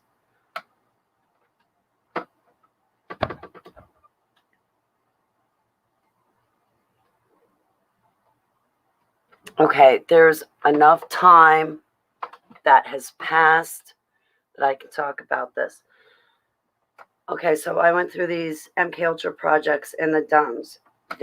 I'm 46. There's millennials that have been through these MK Ultra projects in the DUMBs. I was trying to coach or give counsel to one of these millennials that went through some projects that I went through in the DUMBs, so to speak. This girl was so torn apart. I talked with her for 3 hours. I wanted to keep talking to her, but I couldn't. She didn't do anything wrong. I just couldn't keep talking to her. She wasn't at the place she needed to be for anything I said to her matter, register, or click to try to help her come out of that darkness she was in. This girl sat there and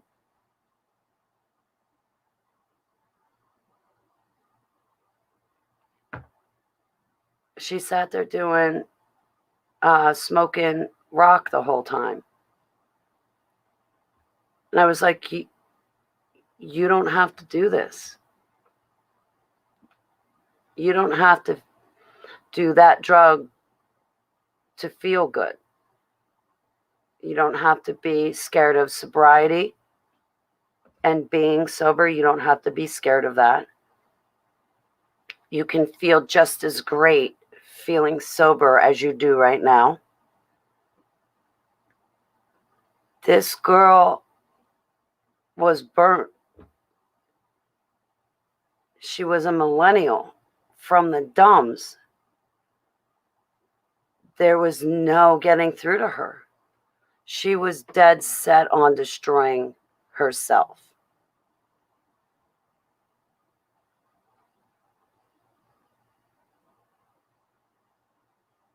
That wasn't her. That was the programming that was destroying her.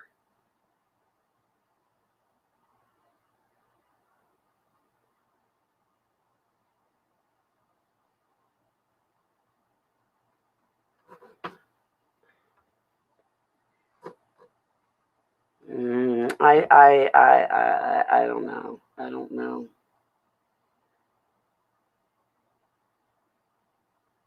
Yeah, guys. People have come to me in all shapes, sizes, forms, and shades. And yes, I've sat with people talking with them while they were going through it, getting high and killing themselves. And I would not take that back for a second. You know what? You're at that point, you're feeling like that. Well, guess what? You know me. I'm your friend. Come talk to me. I'm not going to leave you out in the darkness. I'm not going to forget about you. Where other ministries and other congregants of said ministries won't talk to you, I want to. I'll talk to you through that. And if I can, I'll help get you out. I may not have abused the same drugs you did, but I'll help you get it out, come out of it if I can. Do you think the ministries I follow now would give 2 seconds to a millennial if a millennial showed up on their doorstep, messed up, screwed up, and looking for help? No, I did that. I showed up. I was in my night clothes. December 2014, I literally showed up on the doorstep of my ministry and said, I need help. You know what they fucking did to me? They called the cops on me and had the cops tell me not to come back. That was Jonathan Kahn. Holly, you can't go back. But I'm looking for help. I'm an MK Ultra and a Pizzagate survivor. I'm SRA, I'm DID. I'm looking for help. I'm looking for help. Help. Don't come back. We're the cops. He called us. Don't come back. So now, if you don't see me at my ministries that I do follow current day, it's because I'm feeling that they're doing the same thing to me. I'm feeling that they're saying, Holly, you're triggered. Don't come back.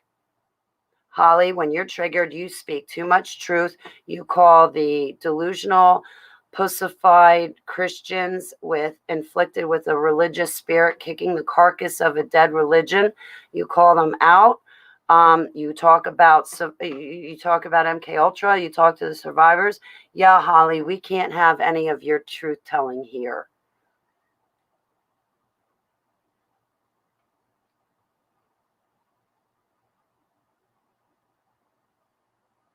Exactly, Jade. I never did heroin, stuff like that. But even if somebody did,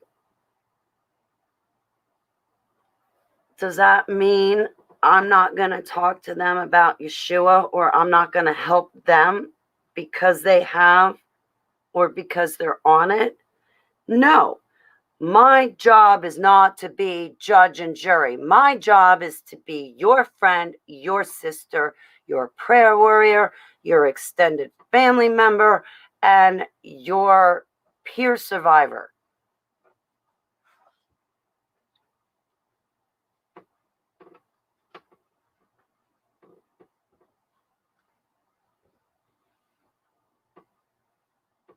Yeah, it does sound like a bullshit ministry to me.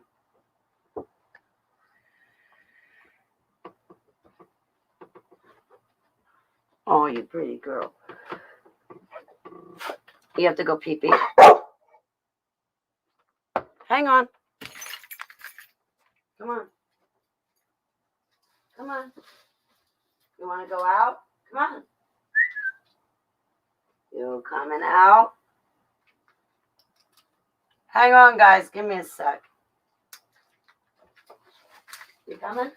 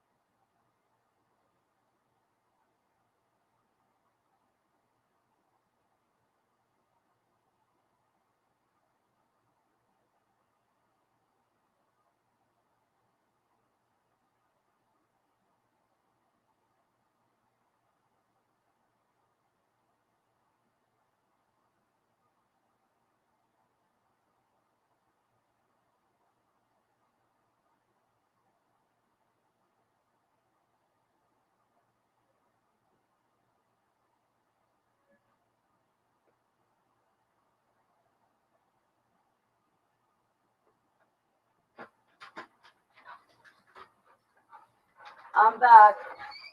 Come here. Come here, pretty girls. Come here, honey bunnies. I know. No. Come here. Come hang out. Show a bone. Sit down and relax. Sorry, guys. Hey!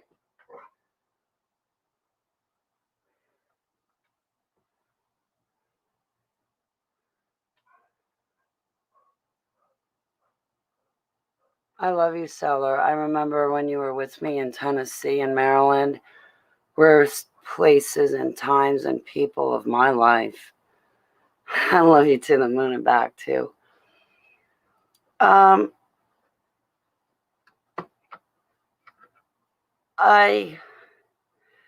haven't engaged that much with Bride Ministries. I've heard good things about them. You know, like with any ministry, you hear good things and bad things. I get it. But I like Bride Ministries prayers. I can't understand why people want to numb the pain.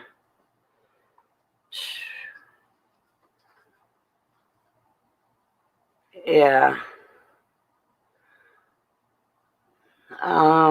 Well, when it comes to the altars and stuff, when the altars come forward, there's an altar is stuck at that moment of extreme trauma and torture. So when the altar comes forward, the altar is typically telling us the core, you know, what happened to them, what they experienced, what they went through. Sometimes I end up with my head in the toilet vomiting for a couple of days because of the memories.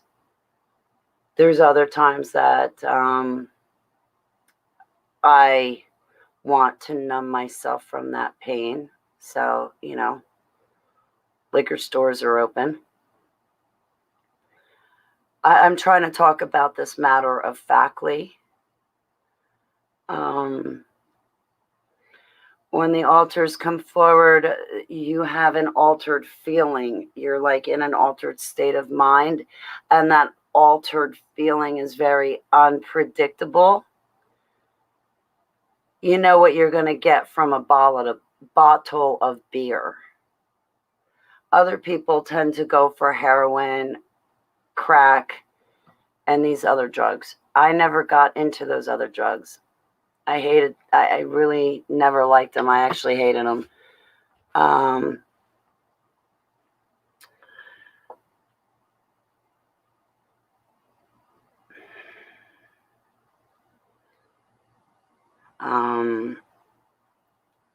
I could understand why this girl was numbing her pain. I could see what she went through, but you know, there comes a time when you can't keep running to drugs. A person needs to find faith.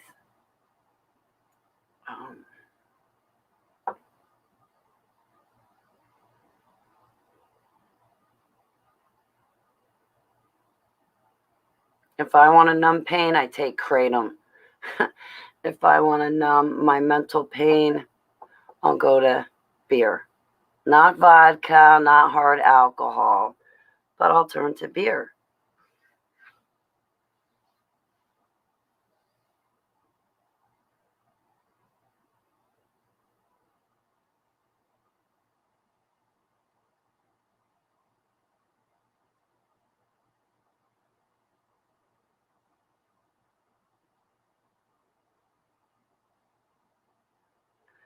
Guys, I'm not perfect. Don't do what I do. Please learn from me. And definitely don't make the same mistakes I have made. I want you guys to do better than I have done. Because I know you guys can do better than I have done. I have more faith in you guys than I have in myself.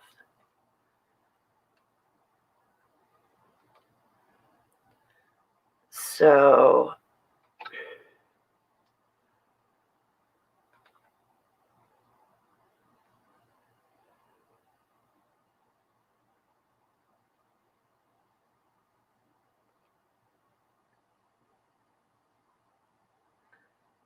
I love you, Jade.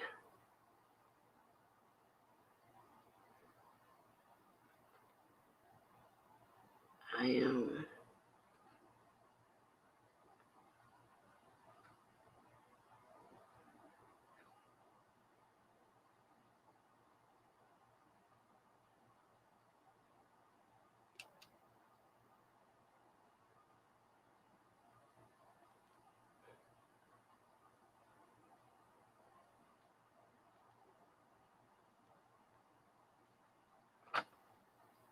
I don't know what I'm going to do with myself. I really don't. I really need to get my head in gear and get my tuchus working.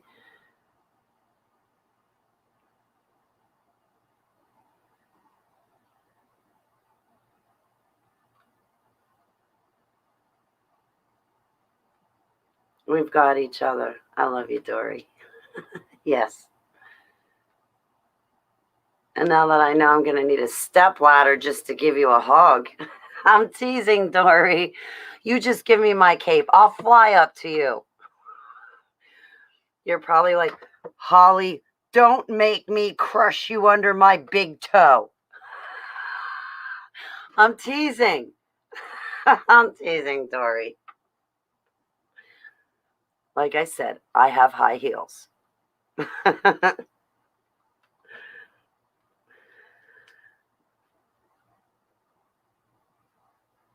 God gave me the most beautiful sisters and brothers. God gave me the most beautiful people in my life. And I'm so glad to be here and with you guys. This is a dream come true, a prayer come true. And, you know, in these last days and times and the tribulation, honestly, there's nobody else I would want to be with other than you. So as we watch the world collapse and fall down before our eyes, as we watch the tears get ripped off our earth that we inherit, there is not anybody else I'd rather be with than to be with you. Honestly, I'm glad I'm here with you. I'm glad I'm not anywhere else. I'm glad I'm not with anyone else. And I'm glad I don't have any other deity. I know, right? That Nightbot is just as irritating as I am. I'm going to go program Nightbot to propose to Jade, hit on Dory, flirt with Seller. You're going to be like, Holly, we know you program Nightbot. Are you okay? Are you sure you're a heterosexual girl? Because Nightbot's got us confused. I'm kidding. I love you guys very much. I'm going to bounce. We're only human. My release is this video and talking with you guys. I do need to get back to work. I don't know when that's going to happen. Hey, listen, if you guys want to do a broadcast and you want to be the host or hostess, please let me know because I could use the extra hand. Okay, fine. I'm leaving, Hachi. Okay, Hachi, you don't have to kick me out of my own live stream. I'm going, all right? Jeez, now you got to keep kicking me off my own live stream. You guys are working in tandem, aren't you? All right. Okay. Ooh, is that a nipple or is that a tick? Is that a nipple or is that a tick? Stop it. Stop. Okay. I got to go. Fine, Hachi. I'm leaving. I'm bouncing. I'm going. I'm going to end the stream. You're not going to see me anymore, Hachi. I'm out of here. I'm gone. I'm bye-bye. Total bye-bye.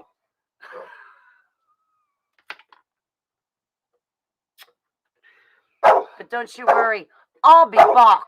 I'll be back. I love you guys. Thank you for a beautiful day. I love you. I love you. I love you. I love you most. I love you more. Ha! I win.